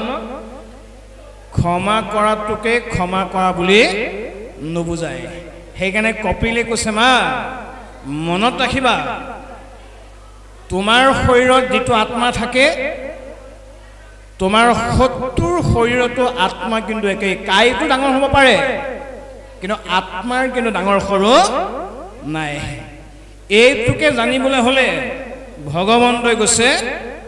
মই কোৱা কথাবিলাক তোমালোকে বিশ্বাসৰে গ্ৰহণ কৰিব লাগিব। বিশ্বাসৰে গ্ৰহণ নকৰিলে কেতিয়াও আমাৰ আত্মাৰ পৰিচয় নহ'ব। মই এটা চমু কাহিনী ক'ম। বাপে তেতিয়া এজন ৰৈ আছে। এই দিনটো কিন্তু আজিৰ দিনটো নহয়, মাহটো কিন্তু চ'ত মাহেই। এনেকৈ ভাগৱত হৈ আছে। দেউৰী দুজন মানে ধুনীয়াকৈ প্ৰসাদ তৈয়াৰ কৰি আছে। তেনেকুৱাতে কুকুৰ 4টা আহি পেলাই দন কৰিলেহি। এই ভিতৰখিনিয়ে কৈছে বৰ চিঞৰিছে অ'। এই ৰন্ধন কৰাকেইটাই কি কৰিলে, গৰম নিশনি আছিলে, গৰম নিশনি আপোনাৰ কুকুৰৰ গালে মাৰি পঠিয়ালে। আৰু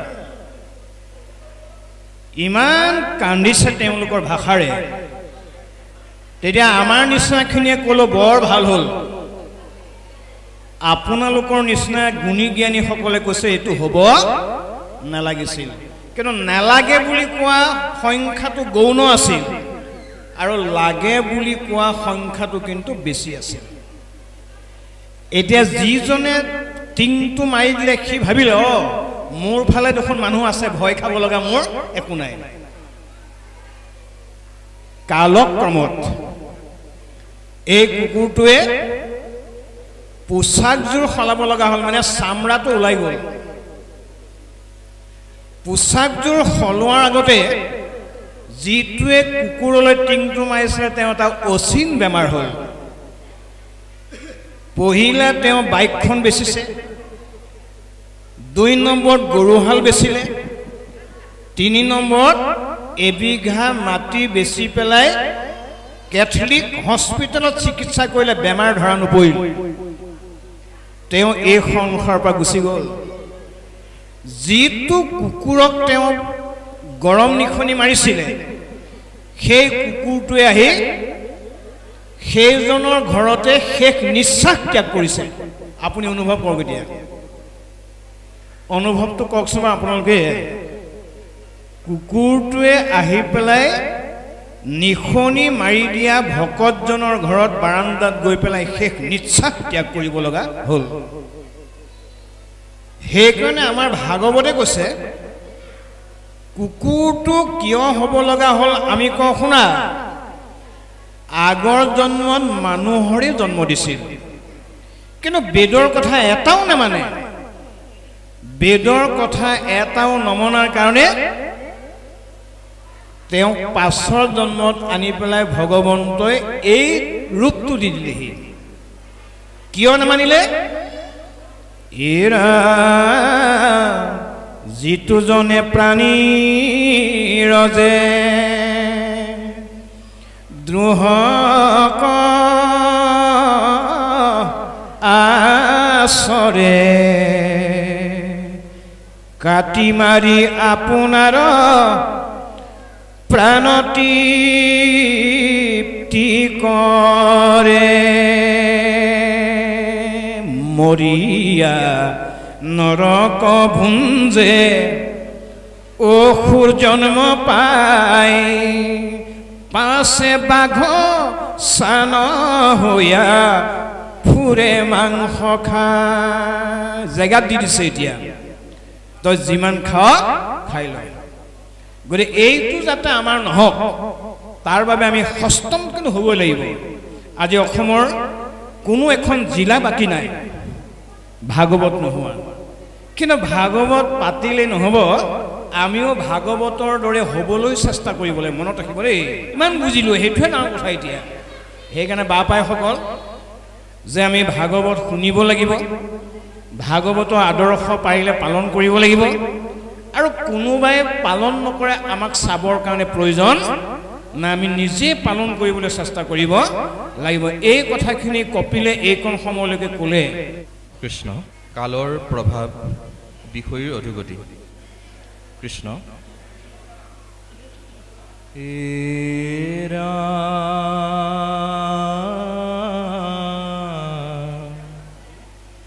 ঈশ্বৰ মহিমা কৰিলো বৰ্ণন তাক তুমি ৰংগ মনে কৰিলা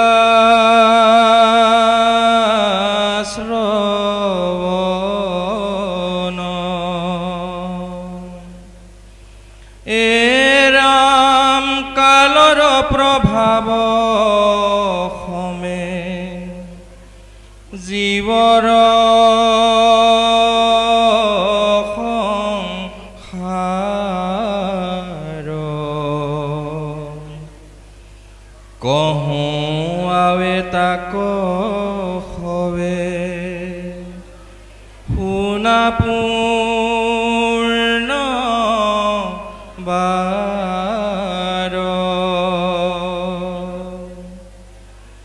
কালেইটো লোক সমস্তকে চলা প্ৰভু তাৰ বিক্ৰমক কেহনো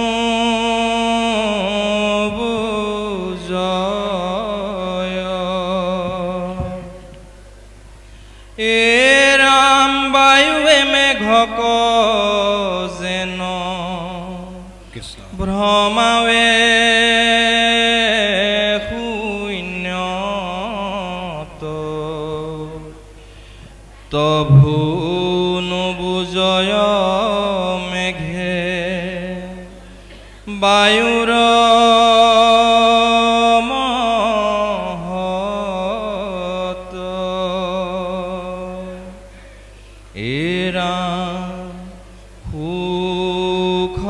পাইব বুলি নানা কৰয় প্ৰয়াস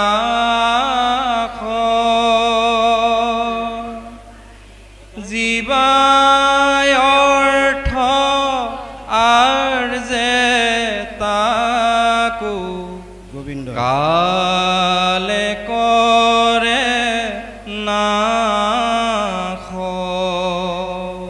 ইৰমতে বেতাৰ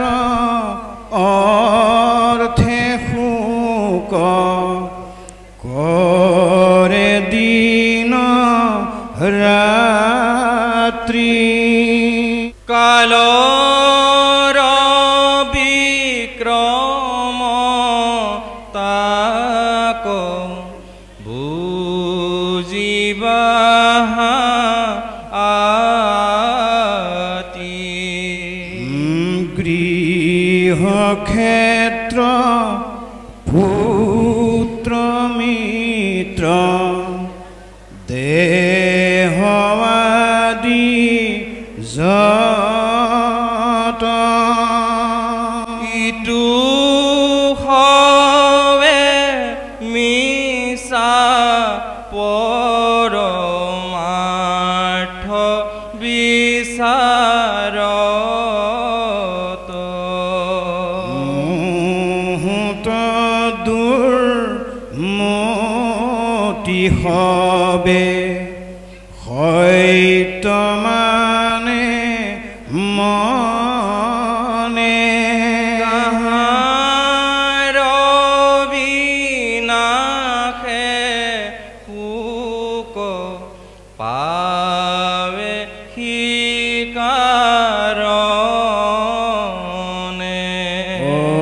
ঘোৰ সংসাৰত যেই জোনি যায় নাহি বিৰকিত তৈতে সুখ পাই নাৰকী শৰীৰ পাই বিষ্ঠামূত্ৰ খাই তভু তাৰ দেহ এৰি বাকৈ নাই বিষ্ণুৰ মায়ায়ে আতি কৰিছে মোহিত তাতে আৰু আনন্দত লভয় প্ৰতিনিত ৰাম কুটুম্বত মনে আতি কৰে আশ কোটি বৃদ্ধ সেৱাহীন ভৈল যি হব দুৰ্মতি সাধু সংগে মূৰ পাৱে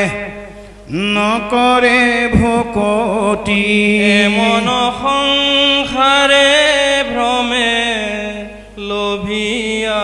দুৰ্গতি যেবে ভাৰ্যা পুত্ৰ ভিত্ৰ ভৈলে পহুচয় কৃত্য ভৈল বুলি পাছে মানয় দেবে তাখবক পোষণ চিন্তা জৰে নাহি কিছু সুখ সৰ্ব অংগদাহ কৰে ক্ষণে ক্ষণে বেচনাৰীৰ শৃংগাৰ সপাই বোলে আৰু ইয়াত পৰে কিছু সুখ নাই সৱাল পুত্ৰ শুনি মধুৰ বচন দুখে গৃহ সুখ মানি থাকে সৰ্বক্ষণ যাহাক পুহিলে আতি অধুগতি যায় সম্বাক পুখে আতি কৰিয়া অন্যায় যেবে দেখে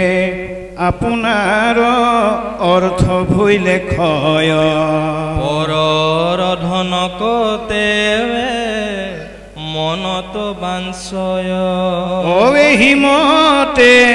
যুৱাকাল বিফলে গুৱাই পাছে আখি তাক কবিধ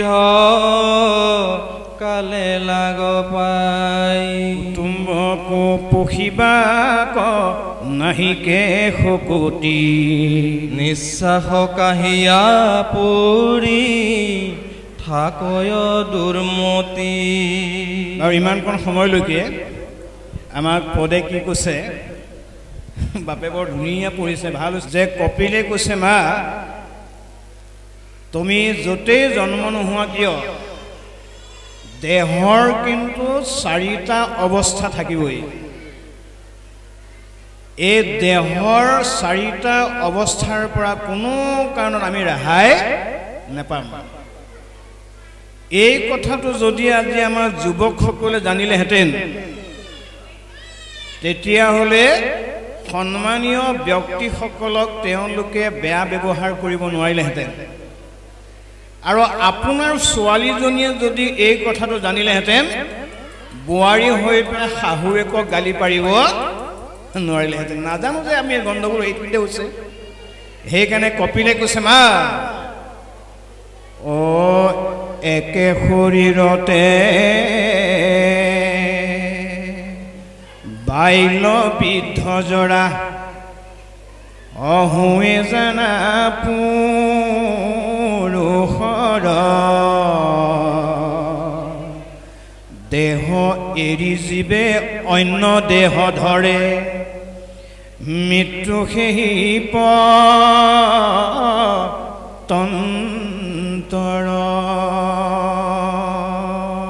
দেহটো 3টা ভাগত বিভক্ত কৰিছে গোসাঁয়ে এদিন বাল্য হ'ব লাগিব একেটা দেহ গৈ পেলাই এদিন যুৱক হ'বগৈ লাগিব একেটা দেহে গৈ পেলাই এদিন বৃদ্ধ হ'ব লাগিব আৰু একেটা দেহে গৈ পেলাই এদিন বাৰ্ধক্য হ'ব লাগিব এইটো হ'ল দেহৰ ধৰ্ম এই দেহৰ ধৰ্মীয় জ্ঞান বুলিক যদি আমাৰ আজি থাকিলহেঁতেন আমি ডাঙৰ মানুহক বেয়াকৈ ক'ব নোৱাৰিলোহেঁতেন পিতৃ মাতৃক গালি পাৰিব নোৱাৰিলোহেঁতেন আৰু সন্মানীয়জনক সন্মান কৰিবলৈ আমি শিকিলোহেঁতেন এইকাৰণে কপিলে সিদ্ধান্ত দিছে তুমি ঈশ্বৰক ভাল পোৱা কিংবা বেয়া পোৱা দেহ কিন্তু সদায় একেদৰে ৰাখিব নোৱাৰিবা এটা দেহে এনেকৈ পৰিৱৰ্তিত হৈ এই সংসাৰৰ পৰা যাবগৈ লাগিব এইটো হ'ল দেহৰ ধৰ্ম এতিয়া আমি মনত ৰাখিব লাগিব সকলোৱে সন্মান টকাৰে কিনা বস্তু নহয় মনত ৰাখিব ই ভগৱন্তক যিমান টকা দিলেও ভক্তি কিনিব নোৱাৰে আপুনি যিমান টকা দিলেও সন্মান কিনিব নোৱাৰে আমি এটা সময়ত যদি সন্মান কৰি থওঁ এটা সময়ত আমাক সন্মান কৰিবই এতিয়া আমাৰ বহুত বৃদ্ধ পিতৃ মাতৃসকলে কয় বোলে আজিকালি ল'ৰা ছোৱালী একো নাজানেও আমি আহিলে বহ বুলি নকয় এতিয়া আপুনি 40 বছৰ আগলৈ পেলাই দিয়ক মনত আপুনি কাৰোবাক বহিবলৈ দিছিলে নে নাই আপুনি যদি কাৰোবাক সন্মান কৰা নাই আপুনি মৃত্যুলৈকে সন্মানৰ পাত্ৰ নহয় আপুনি যদি কাৰোবাক মৰম কৰা নাই আপুনি মৃত্যুলৈকে মৰমৰ পাত্ৰ নহয় কাৰোবাক যদি আপুনি শ্ৰদ্ধা কৰা নাই আপুনি কেতিয়াও শ্ৰদ্ধাৰ পাত্ৰ নহয় মই এটা সৰু কাহিনী ক'লেহে মনটো ভাল লাগিব ইয়াৰ ওপৰতে চহংমং দিহিঙীয়া ৰজাই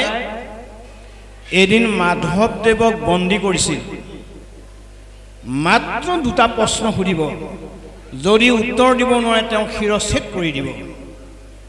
মাধৱক ৰাজ দৰবাৰত পোৱাই দিলে পোৱাই পেলাই মাধৱক সুধিলে মাধৱ কচোন বাৰু তোৰ গুৰু কোন মাধৱে উশাহ নখলকে কৈ দিলে মোৰ গুৰু শংকৰ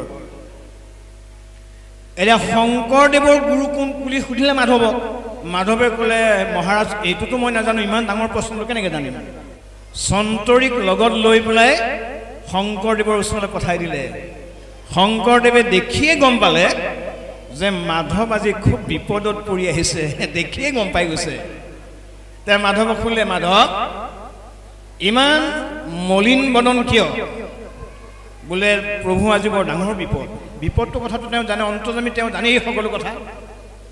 বোলে ৰজাই প্ৰশ্ন কৰিলে মোৰ গুৰু কোন বুলি ক'লে একেবাৰে আপোনাক বিধুৱাই দিলোঁ এই আপোনাৰ গুৰু কোন বুলি ক'লে মইতো দেখাব নোৱাৰিলোঁ বোলে এইটোত একটা সৰু কথা সুধিছিলে মোৰ গুৰু তুমি বুলি কৈ দিয়াগে যোৱা ইমান সৰু কথা কোৱা নাই যে এই ভাৱবিলাক আমাৰ থাকিব লাগিব আজি আমাৰ এই ভাৱবিলাক অনুভৱ কৰিব লাগিব শংকৰে ক'লে মোৰ গুৰু মাধৱ মাধৱে ক'লে মোৰ গুৰু শংকৰ ৰামচৰণ দৈত্যাৰী ঠাকুৰে গুৰু চৰিত্ৰ লিখি থৈ গৈছে শংকৰ মাধৱ অভেদ ঈশ্বৰ গুৰু নাই দুইত পৰে দুহানো নামক কীৰ্তন কৰিয়া কৃত কৃত হোৱে নৰে এতিয়া যদি আমি সেই অনুভৱটো কৰোঁ আপোনাৰ শত্ৰু জন্ম হ'বনে কওকচোন বাৰু আপোনাৰ বাৰু কোনোবা বেয়া মানুহ জন্ম হ'বনে যদি অনুভৱটো আমাৰ সঁচা হয় এই সঁচা অনুভৱবিলাক যি কৰে তেওঁ জীৱনত শত্ৰুক কোনো কাৰণত সৃষ্টি কৰিব শত্ৰুক জয়হে কৰিব শত্ৰুক কেতিয়াও সৃষ্টি কৰিব নোৱাৰে জয় কৰিব লাগিব বাৰু গতিকে এই কথাবিলাকে কপিলে কৈছে মা মনত ৰাখিবা জীয়াই থাকিবা তুমি 100 বছৰ যদি 100 বছৰ জীয়াই থাকিবা ভগৱন্তই গণনা কৰি প্ৰহ্লাদে গণনা কৰি পেলাই কৈছে 100 বছৰ জীয়াই থকা জনে মাত্ৰ 50 বছৰহে পাব প্ৰহ্লাদে কৈছে অৰ্ধেক বছৰ যাই নিদ্ৰাত আমি শুওঁতেন বোলে আধাখিনি গুচি যাব কিন্তু আমি পাম 50 বছৰ 50 বছৰক আপুনি তিনিটা ভাগত বিভক্ত কৰক তাৰ পাছৰখিনি বাদ দিয়ক 50 বছৰ তিনিটা ভাগত বিভক্ত হয় 1ৰ পৰা 12 লৈকে এটা বছৰ 12ৰ পৰা 31 লৈ এটা বছৰ 31ৰ পৰা 50 লৈ এটা ভাগ কৰি দেখুৱাওক আপুনি তেতিয়াহে গম পাব মই কোনটো বয়সত আছো আমি তিনিটা ভাগ কৰকচোন 11 লৈকে এটা বয়স গম পাইছে চাগে মই কওঁতনে 11 বুলি কোৱাৰ লগে লগে এগৰাকী ছোৱালীয়ে হওক বা এটি ল'ৰাই হওক যৌৱন প্ৰাপ্তি হয়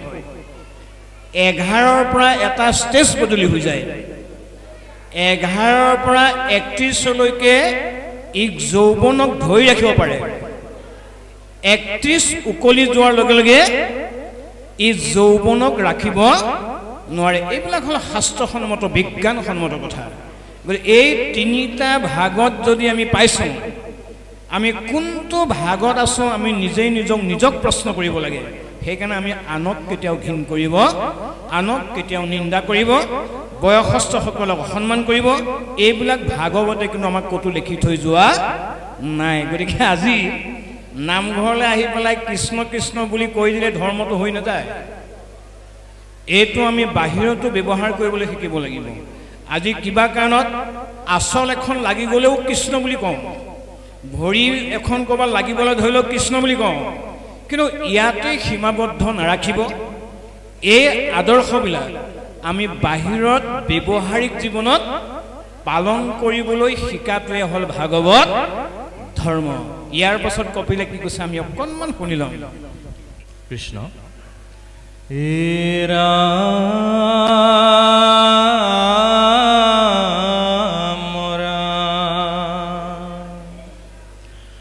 ভাৰ্যা পুত্ৰে পূৰ্বৱতে নকৰে আদৰ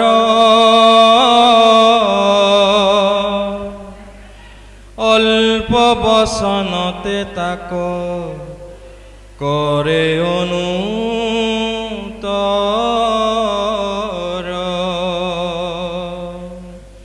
এৰাম নপাৰে পুহিবে বুঢ়া খাইবে মাত্ৰ চাখ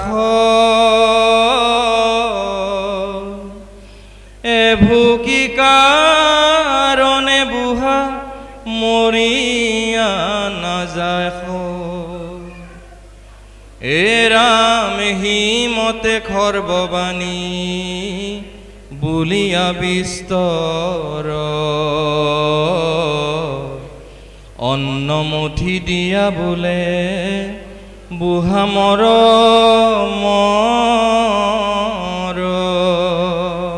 গোবিন্দ বুঢ়া বলধক যেন গৃহস্থে নাদৰে তাকো ভাৰ্যা পুত্ৰ হবে সেহি মত কৰে এৰাম তথাপি পাপিৰতাত নাহি বিৰকতি নলৱে সাধুৰ সংগ নকৰে ভকতি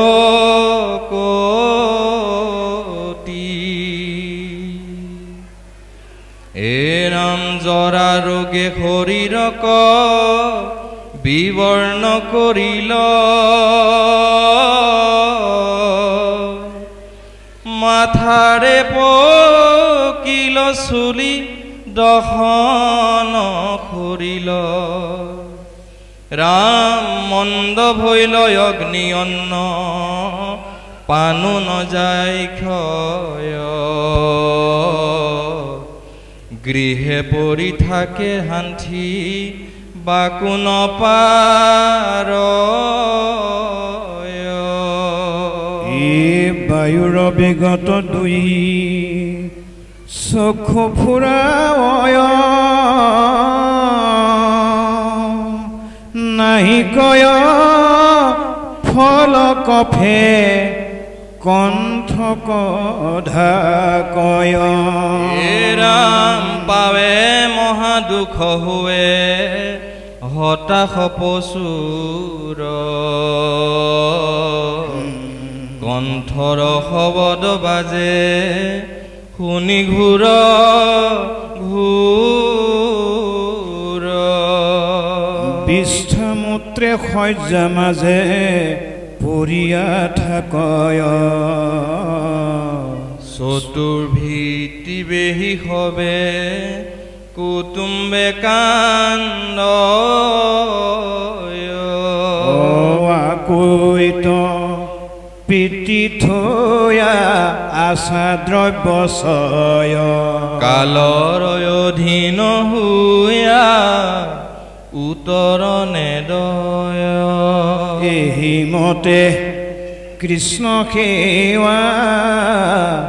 এৰি দুৰাচাৰে কুটুম্বক মাত্ৰ পুষি লেক বাৰম্বাৰ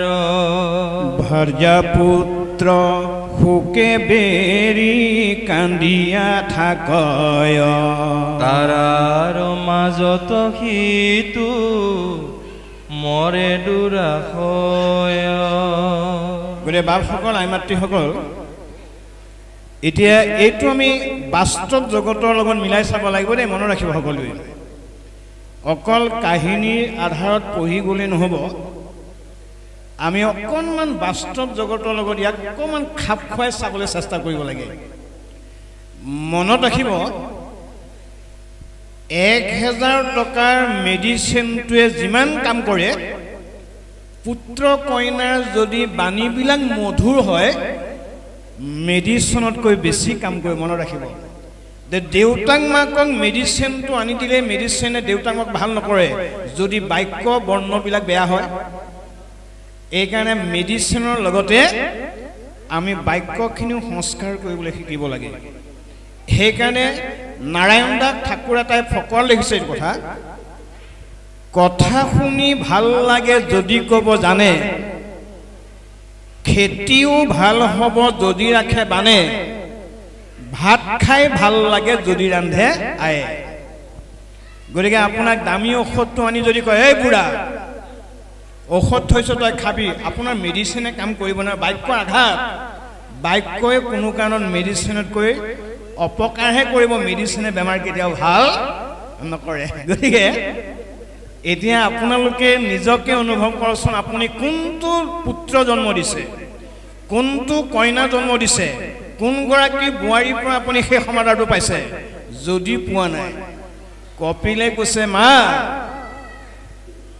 তুমিতো জমৰ অতিথি হবাই এনেদৰে সেৱা কৰা সকলকো মই কিন্তু জমৰ অতিথি কৰামেই সেইকাৰণে আমাৰ ভাগৱতে কৈছে মনত ৰাখিব অপুত্ৰ হয়া যদি পিতৃকণ পোষ সিটো যে আবাত বাতি তাহাৰ মাংসক তাহাংক খুৱাইবে জমৰ কিংকৰে কাটি ক'ত পাৰিম আমি গতিকে আমি জন্ম হৈছোঁ কাৰ পৰা পিতৃ আৰু মাতৃৰ পৰা এইকাৰণে জন্মদাত্ৰী পিতৃ মাতৃৰ নাম কি বুলি কৈছে আমাৰ পূজনীয় দেৱতা মনত ৰাখিব দেই যি জন্ম হয় পিতৃ মাতৃক চিনি নাপায় যি জন্ম হয় ইষ্ট মিত্ৰ কুটুম্বক চিনি নাপায় যি কাখৰ মানুহক চিনি নাপায় কেৱল ঈশ্বৰক চিনি পায় ভগৱন্তই কৈছে তাকো মই জমৰ যান্ত্ৰণৰ পৰা ৰেহাই নিদিম এইকাৰণে আমি পিতৃ মাতৃক যে শ্ৰদ্ধা কৰিব লাগে পিতৃ মাতৃক ভাল পাব লাগে পিতৃ মাতৃক নমস্কাৰ কৰিব লাগে কিয় যে যাৰ যোগেদি আমি সৃষ্টিৰ বিনন্দীয়া ৰূপ দৰ্শন পাইছোঁ সেই সকলক আমি সদায় নমস্কাৰ ভক্তি শ্ৰদ্ধা কৰিবলৈ শিকিব লাগে কিয় শিকিব লাগে আমাৰ ভাগৱতে কৈছে হে ৰাম জাত হন্তে সংসাৰত লোভিলু জনম আইদ গুৰু পিতৃ মাতৃ পূজনী পৰম এহি মতে আনুযত পূজনীয়াশয় তাৰা উপৰে হে পিতৃ মাতৃ হে হুয় এইকাৰণে গোসাঁই কৈছে যিসকলৰ পিতৃ মাতৃ আছে মোক চিনি নাপালেও হ'ব যিসকলৰ ভাৰ্যা স্বামী আছে ভগৱন্তই কৈছে মোক চিনি নাপালেও হ'ব যিসকল শিশু সেইসকলে গুৰু শিক্ষা গুৰুসকলক চিনি পালে মোক আৰু বেলেগে চিনি পাব নালাগে এইবিলাক দৰ্শন আছে বাব এইকাৰণে আপোনালোকে জনা কথা গোপীসকলে ভগৱন্তক দুবাৰ পাইছিলে এবাৰ নহয় কিন্তু দুবাৰ পাইছে তথাপিতো ভগৱন্তই তেওঁলোকক কিন্তু মুক্তি দিয়া নাছিল ক'লৈ পঠাইছিল যে তোমালোক ঘৰলৈকে যোৱা ঘৰতে মোক পাবা তুমি ঘৰত ভকতি কৰাগে ইমান ধুনীয়া আদৰ্শ আমাৰ বাবে থৈ গৈছে এই আদৰ্শবিলাক যদি আমি গ্ৰহণ নকৰোঁ গতিকে আমি বৰগীত এটা পৰিৱেশন কৰি বৰগীতৰ শ্ৰেষ্ঠতা অৰ্জন কৰাটোৱে আই মাতৃ নহয় মনত ৰাখিব ঘৰখনত আপোনাৰ মাতৃত্ব সুলভ ভাৱটো আছেনে নাই আপুনি সকলোকে সমজ্ঞান কৰিছেনে নাই আপোনাৰ যদি সমমৰ্যাদা জ্ঞান কৰা নাই আপুনি বৰগীত এটা দিহানাম এটা গাই পেলাই শ্ৰেষ্ঠতা অৰ্জন কৰিলে মাতৃ উপাধি লাভ কৰিব নোৱাৰিব এগৰাকী আয়ে প্ৰশ্ন কৰিছিলে যে আমাৰ বোৱাৰীয়ে ইমান ধুনীয়া বৰগীত গাই দেখিছেনে বুলি দেখিছোঁ ইমান শ্ৰেষ্ঠতা অৰ্জন কৰিছে বোলে সেইটো জানিছোঁ কিন্তু ঘৰলৈ আহিলেই যে বিপৰীত হয় কিয় প্ৰশ্ন কৰিছে সেইবিলাক বৰগীতটো শ্ৰেষ্ঠতা অৰ্জন কৰে নামত শ্ৰেষ্ঠতা অৰ্জন কৰে ঘৰলৈ আহিলে গালিৰ কোবত কোনো থাকিব নোৱাৰে গতিকে আপুনি শ্ৰেষ্ঠতা অৰ্জন কৰিলে নহয় এইটো আমি ঘৰত আদৰ্শটো দেখাব লাগিব ঘৰৰ পৰা আদৰ্শটো যি গ্ৰহণ নকৰে এই আনত গৈ পেলাই শ্ৰেষ্ঠতা অৰ্জন কৰাটো কেতিয়াও মাতৃ হ'ব নোৱাৰে এয়া হ'ল ভগৱন্তৰ নিশ্চিত মুখৰ বাণী তাকে আমি পালন কৰাটোৱে হ'ল প্ৰত্যেকৰে দায়িত্ব আৰু কৰ্তব্য ইয়াৰ পাছত কি কৈছে আমি অকণমান শুনি ল'ম এৰাম সেই বেলাই আখে দুই যমৰ কিংকৰ আংগাৰৰ বৰ্ণ দেহা আতি ঠুলন্তৰ এৰাম বেংকা মুখ দুই চক্ষু তেৰ কৰি চায় কুপৰ বেগত আতি দখন চুবাই এৰাম হাতে চৰ্ম জৰি লোহা দাংক ভয়ংকৰ দেখি তাৰ হৃদয় কম্পয় তৰ তৰ এৰাম বিষ্ঠামূত্ৰে এৰে আতি হয় হুয়া ভয় পাছে দুতে যাতনা দেহত ভৰায় এৰাম পাছ হাত কৰি চৰ্ম জৰিৰে বান্ধয় গলে দুল দিয়া পথে টানি নেও কাটিবা কলাগি যেন ৰাজদূত ছয় নেও কোনো মনুষ্যক তাকো সেহি নয় ইৰাম দূতক ভসনে তাৰ কাম্পে সৰ্বগাঁও পথে জানতে অনেক কুকুৰে বেহি খায় এক ক্ষুৰ্ধায়ে তৃষ্ণাই আতি উদৰ দহয় তল তত পত বালি চৰণ পুৰয় অশান্তিবে নপাৰি সিটো পথতে পৰয় মধুতে পিঠিত চাবুকে কোবায় ইৰাম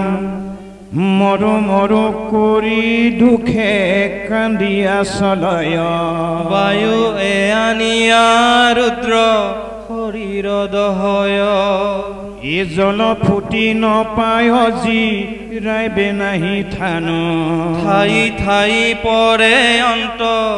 ঋক্ষ হুৱে প্ৰাণ দূতৰ প্ৰহাৰে পুনু উঠি চলি যায় পূৰ্ব পাপ স্মৰি পাপী পৰয় দুনাই এই মতে দুখে চলি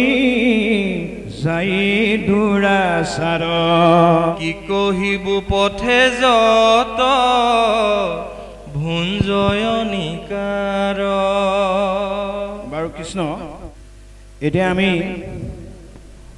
এই যমৰ সম্পৰ্কীয় দুটামান কথা নাজানিলে মনটো ভাল নালাগিব এতিয়া যম যদি দেখিছোঁ বুলি কয় বহুতে কয় নাই দেখা কিন্তু ভাগৱতে দেখাই দিছে নহয় বাপ কাক ধৰিছিলে যমে একদম পোনপটীয়াকৈ যদি আমি সুধো অজামিলক ধৰিছিলে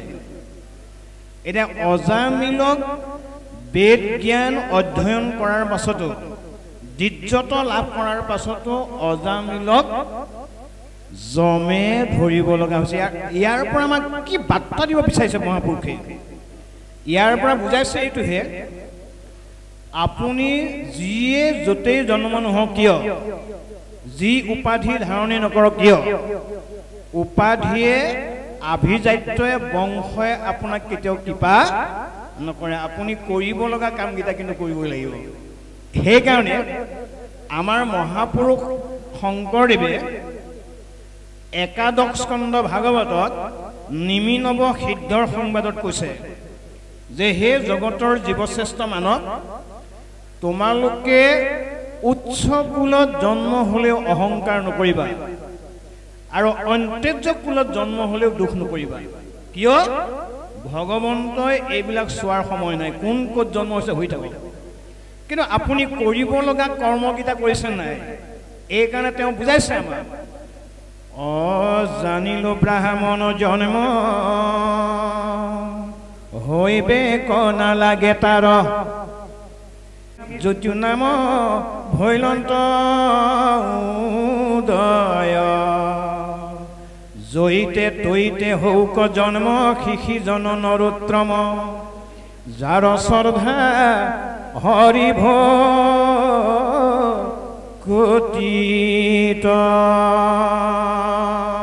সেইকাৰণে বাপাইসকল আমাৰ গোসাঁয়ে য'তেই জন্ম দিছে আমি জন্ম পোৱাৰ পাছত আমি দাবী কৰিব নালাগে কিয় আমুক বংশত জন্ম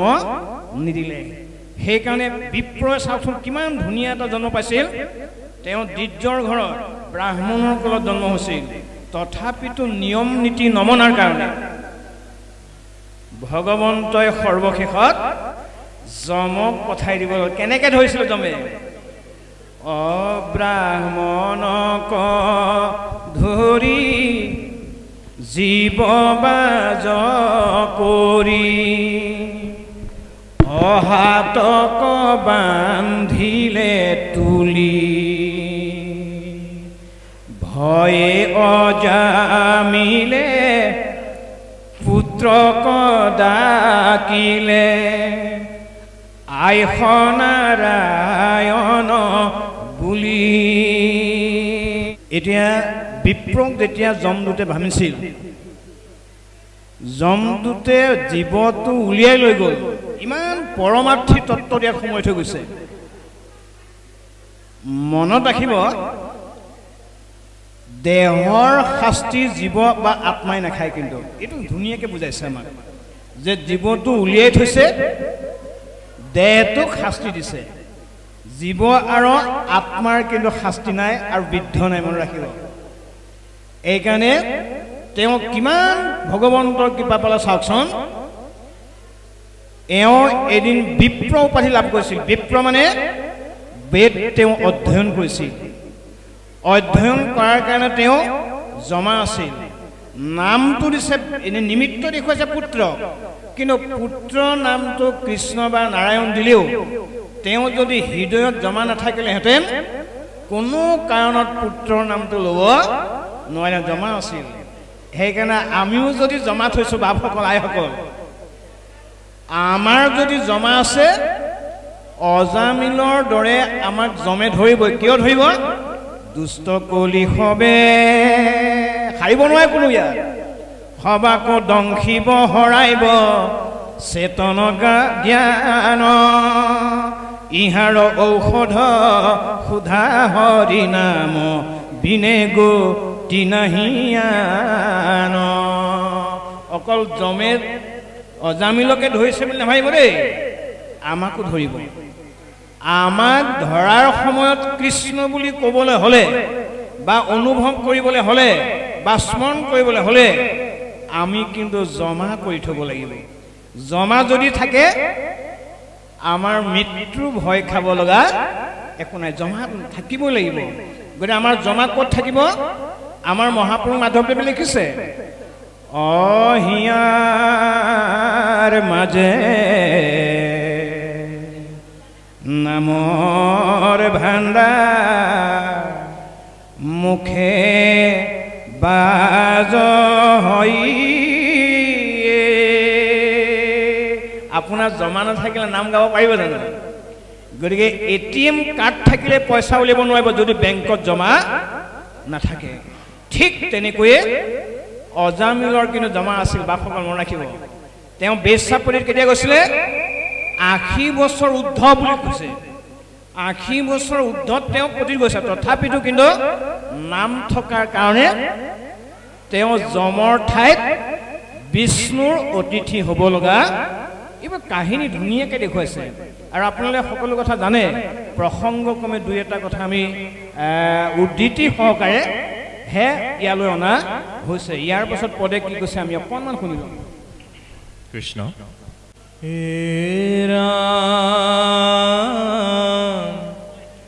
উগ্ৰ পাপে চাৰি দণ্ড অলপ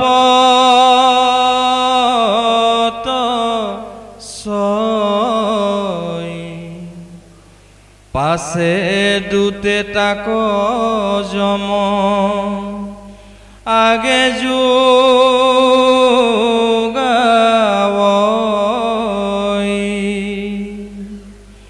এ ৰাম যম ৰাজা তাৰ পাপ কৰিয়া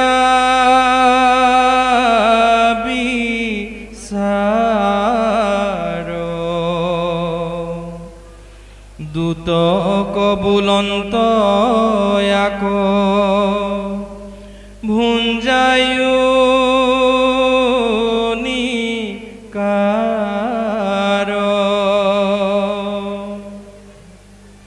স্বামীৰ বচনে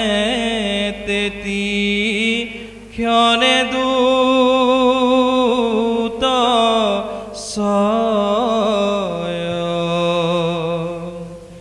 বাঘে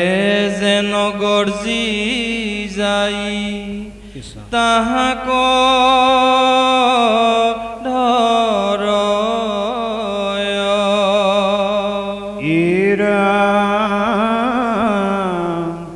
সমস্তে শৰীৰে তাৰ তীৰ্ণ কমেৰাই লগাবে অগণি সিটো পাপি পুৰি যায় ইৰাম খনতাৰ মাংস কাটি তাকে খুৱায় জীৱন্ততে খগুনে তানয় নাৰী ছয় ইৰাম সৰ্প বিছা মহদাহ তাক বেৰি খাই দেহাৰ পীৰাত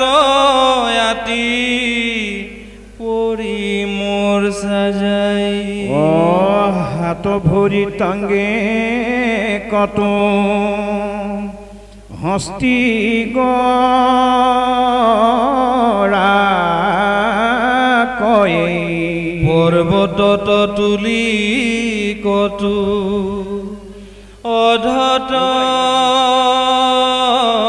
পেলাই ত্ৰামিশ্ৰক আদি যত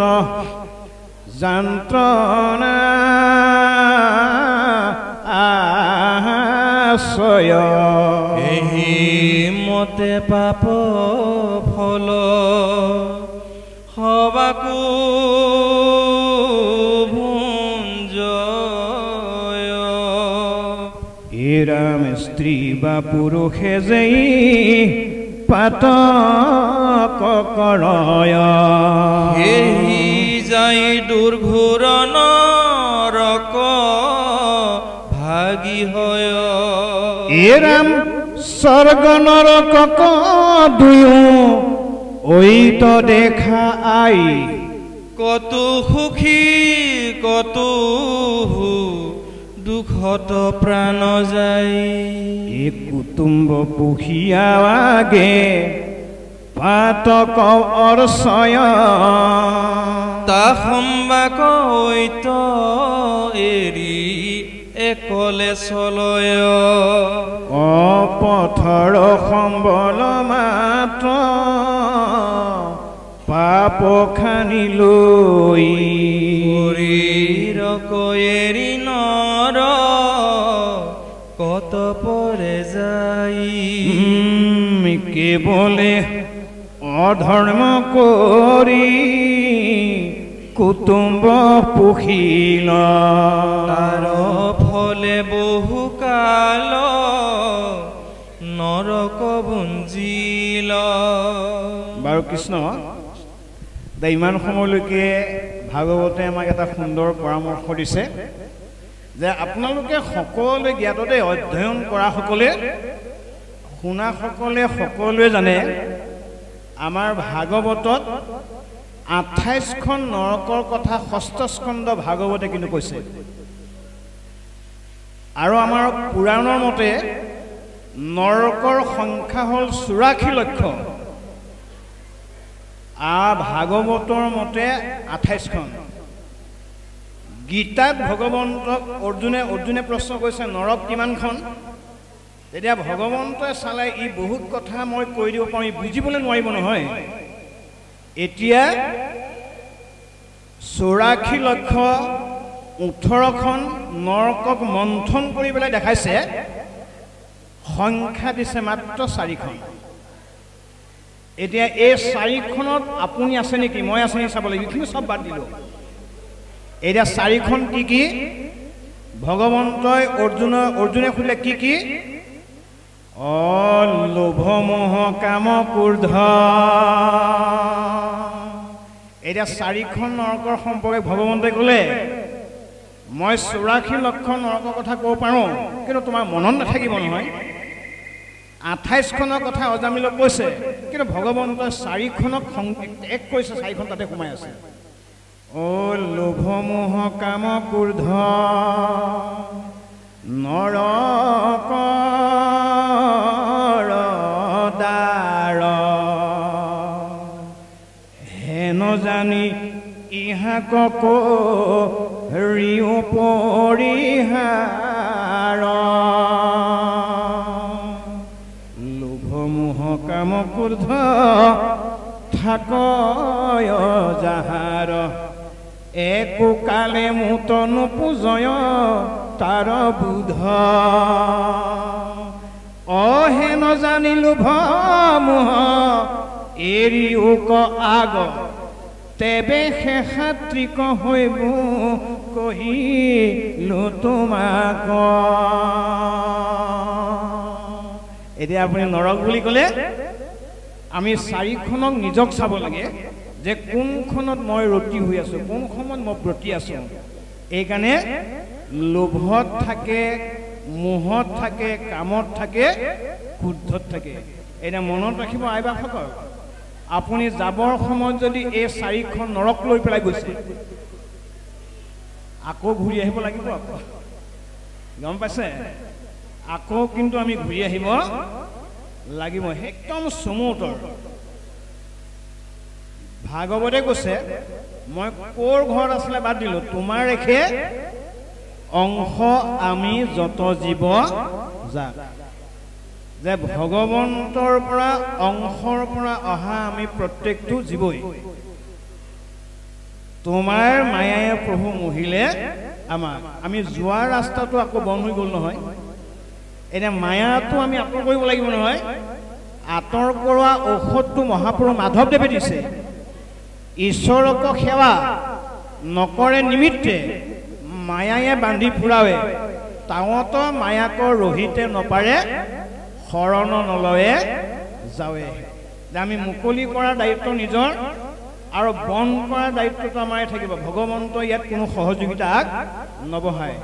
তাৰ পাছত আমি যাবৰ কাৰণে কি কৰিব লাগিব মুহুৰ চৰণ ভজে যিটোজন মুহুৰ স্থানক পায় মোৰ জেগা পৰা অহা জীৱবিলাকে যদি মোক সেৱা কৰে মোক নমস্কাৰ কৰে মোক ভাল পায় মোৰ বেদৰ বাণী পালন কৰে হোয়া পাৰিষদত থাকে বৈকুণ্ঠত তাৰ জন্ম মৃত্যু নাই এতিয়া আপুনি মই কোনটো ৰাস্তা এৰি গৈ আছো নিৰ্ভৰ কৰিব যোৱাজনৰ ওপৰতে ভগৱন্ত তাৰ প্ৰতি দায়বদ্ধ নাথাকে পাছে অৱশেষ পাপ লয়াদু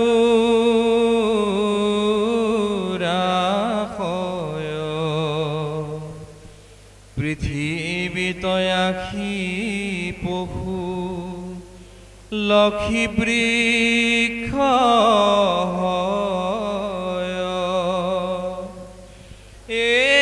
এৰাম কৃমি কীটয়াদি নানা বিধজনী পাই ঐত্যতাৰ দুখে দণ্ড যুগ সম যায় অনুক্ৰমে ভোগ ভুঞ্জি পাপ কৰি ক্ষয় পুনৰূপী আখি সিটো মনুষ্য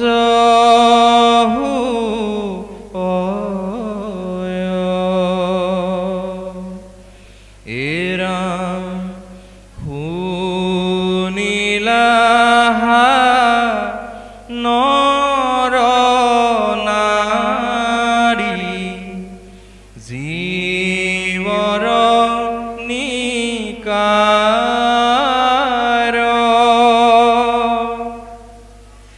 আমি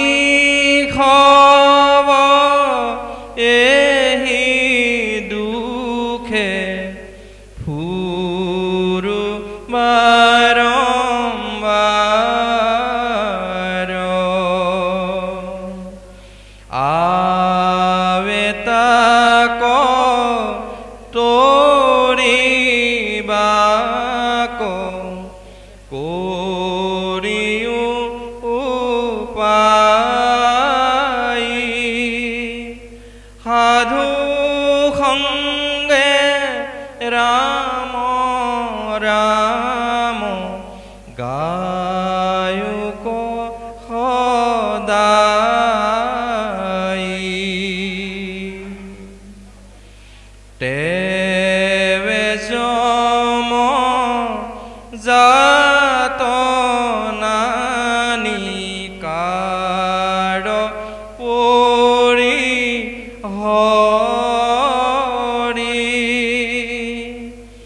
বিষ্ণুৰ ভুৱনে চলি যাইবা ৰংগ কৰি হে প্ৰভু কৰা কৃপা অধম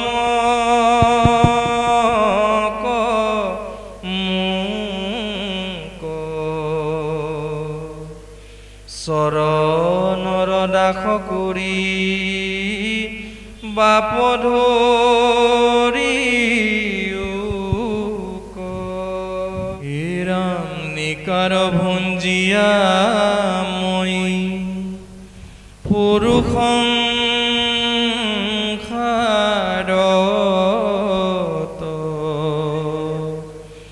দুখ যত দুখ পালো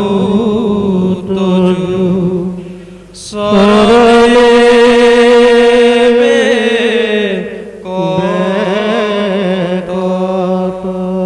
এ ৰাম অৰুণ চৰণ যেন নপাখৰো আমি এভুৱে অনুগ্ৰহ কৰিও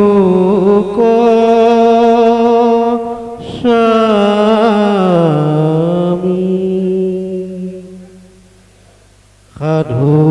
সংগে কৰ্ণে মুখে ৰূপত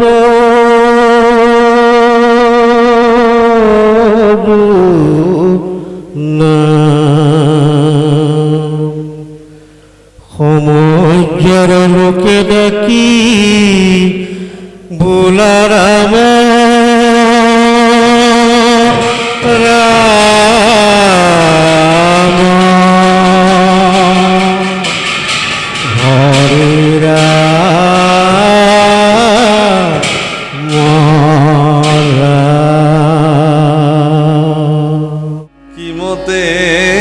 ভকতি